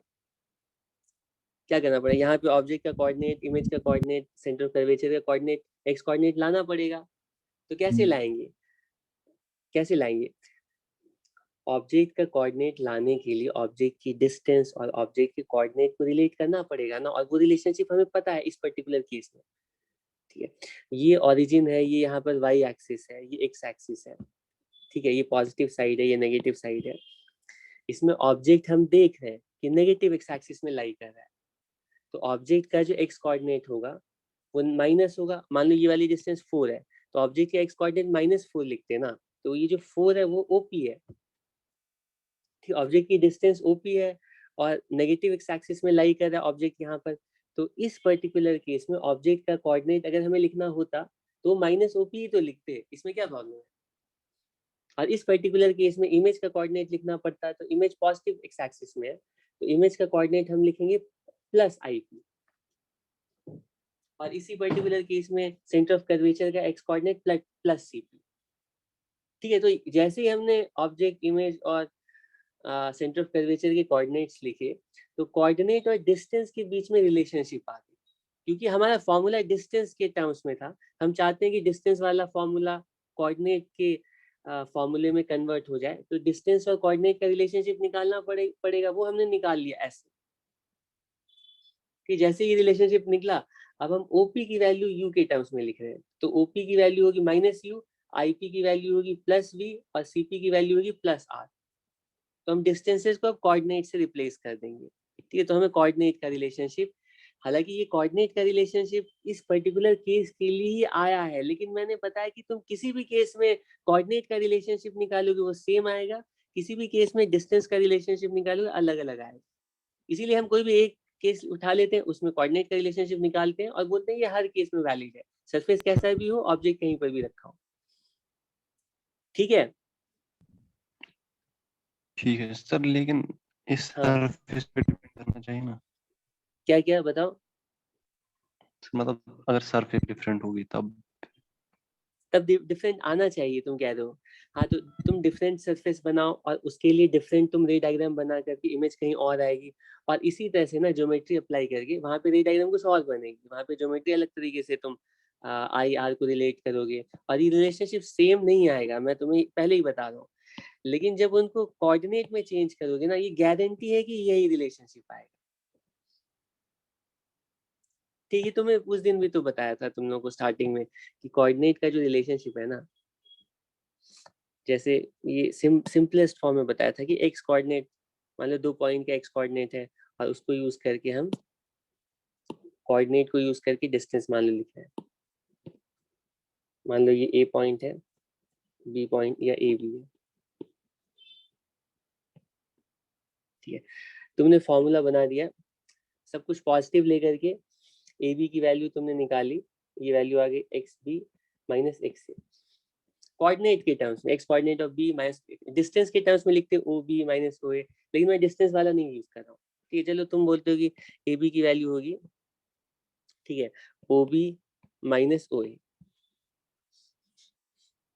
ठीक है, ये डिस्टेंस वाला फॉर्मूला है और ये कोऑर्डिनेट वाला फॉर्मूला है, ठीक है। अब मैं कह रहा हूँ कि अगर हमारा कि कोऑर्डिनेट सिस्टम चेंज हो जाए, कि कोऑर्डिनेट सिस्टम आगे चले जाए या ये पॉइंट पीछे चले जाए, ठीक है, तो तुम यहाँ पे जब AB डिस्टेंस निकालोगे ना, तो ये वाला फॉर्मूला फेल हो जाएगा।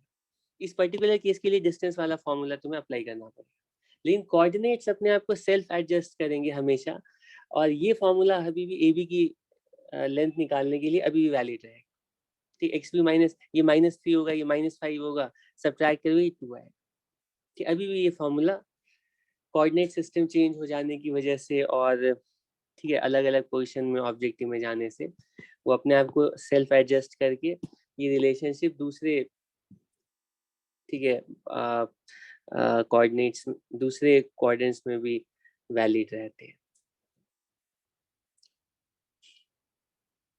ठीक है। Yes sir. सर और एक था सर, जो वो हाँ क्वेश्चन आपने दिया था ना, मैक्सिमम वैल्यू ऑफ फाई। हाँ हाँ हमें निकालना होगा फाई का वैल्यू, अगर मतलब वो बोलेंगे सरफेस से वो इंटरनल रिफ्लेक्ट होंगे। हाँ, नहीं मैक्सिमम वैल्यू ऑफ हमें 5 पूछा गया है, ठीक है, जिसके लिए टोटल इंटरनल रिफ्लेक्शन हो, तो यही एंगल तो होगा, ये क्रिटिकल एंगल है। यहाँ पे तुम बोल सकते हो कि यहाँ पे तो टोटल इंटरनल रिफ्लेक्शन नहीं हो रहा है, यहाँ पे तो ग्रेजिंग एंगल से लाइट रिफ्रैक्ट हो रही है, लेकिन मैं कह रहा हूँ फाई की वैल्यू अगर इससे थोड़ी भी कम होगी, कि ये एंगल की वैल्यू मान लो आ गई 30 डिग्री, ठीक है, तो मैं कह रहा हूँ 29.999999 डिग्री भी होगी ना, तो टोटल इंटरनल रिफ्लेक्शन ही होगा। तो ये जो 29.999999 है, इसको 30 डिग्री बोल भी दे तो कोई ज्यादा प्रॉब्लम नहीं है। सर अगर हमें बोला होगा कि मतलब हमें निकालना है फाई का वैल्यू जिसपे मतलब वो दूसरे बीसी सरफेस से इंटरनली रिफ्लेक्ट करनी चाहिए, वो निकाल सकते हैं हम? अब निकाला तो ये मैक्सिमम वैल्यू है ना, अब 0 से लेकर के 30 के बीच में सारे एंगल्स पर TIR ही होगा, क्योंकि सर इससे थोड़ा वो भी एंगल अगर एसी कम के होगा ना, तो टोटल इंटरनल रिफ्लेक्शन, क्योंकि नॉर्मल ऐसे इधर आ गया तो एंगल ऑफ इंसिडेंस बढ़ गया, तो टोटल इंटरनल रिफ्लेक्शन होकर के ऐसे लाइट से रिफ्लेक्ट कर जाएगी, तो ये मैक्सिमम एंगल हमने निकाला है, इससे कम सारे एंगल्स पर टोटल इंटरनल रिफ्लेक्शन होगा। सर मैं बोल रहा हूँ दूसरे सरफेस। अच्छा इस सरफेस पे कह रहे हो, BC पर? यहाँ पे टोटल इंटरनल रिफ्लेक्शन होने के बाद तुम BC पर कह रहे हो कि टोटल इंटरनल रिफ्लेक्शन होगा कि नहीं? यस सर, हो सकता है, मैं बोल रहा हूँ अगर। हाँ हो सकता है, बिल्कुल हो सकता है, तो उसके लिए हमें कंडीशन निकालनी पड़ेगी, फिर से रे डायग्राम बनाना पड़ेगा, उसमें चेक करना पड़ेगा कि किस कंडीशन के लिए दूसरे सरफेस पर भी टोटल इंटरनल रिफ्लेक्शन हो जाए। और ये इंटरेस्टिंग क्वेश्चन है, इसको जितना ट्राई करोगे, ये इसके पिछले वाले भी क्वेश्चन जो है ना, उसमें तुम लाइट रे के आगे के पास को भी प्रेडिक्ट करोगे, तो उसमें और ज्यादा ठीक है तुम्हारा अच्छा कमांड आएगा ऐसे प्रॉब्लम्स को सॉल्व करने पर, कि उसमें मैथमेटिक्स यूज होती है। ऐसे क्वेश्चंस कुछ SC वर्मा में भी दिए हुए हैं, उनको भी तुम लोग ट्राई कर सकते हो। और कुछ किसी को पूछना है? ठीक है, बाकी हम लोग नेक्स्ट क्लास में और आगे भी प्रॉब्लम्स डिस्कस करेंगे।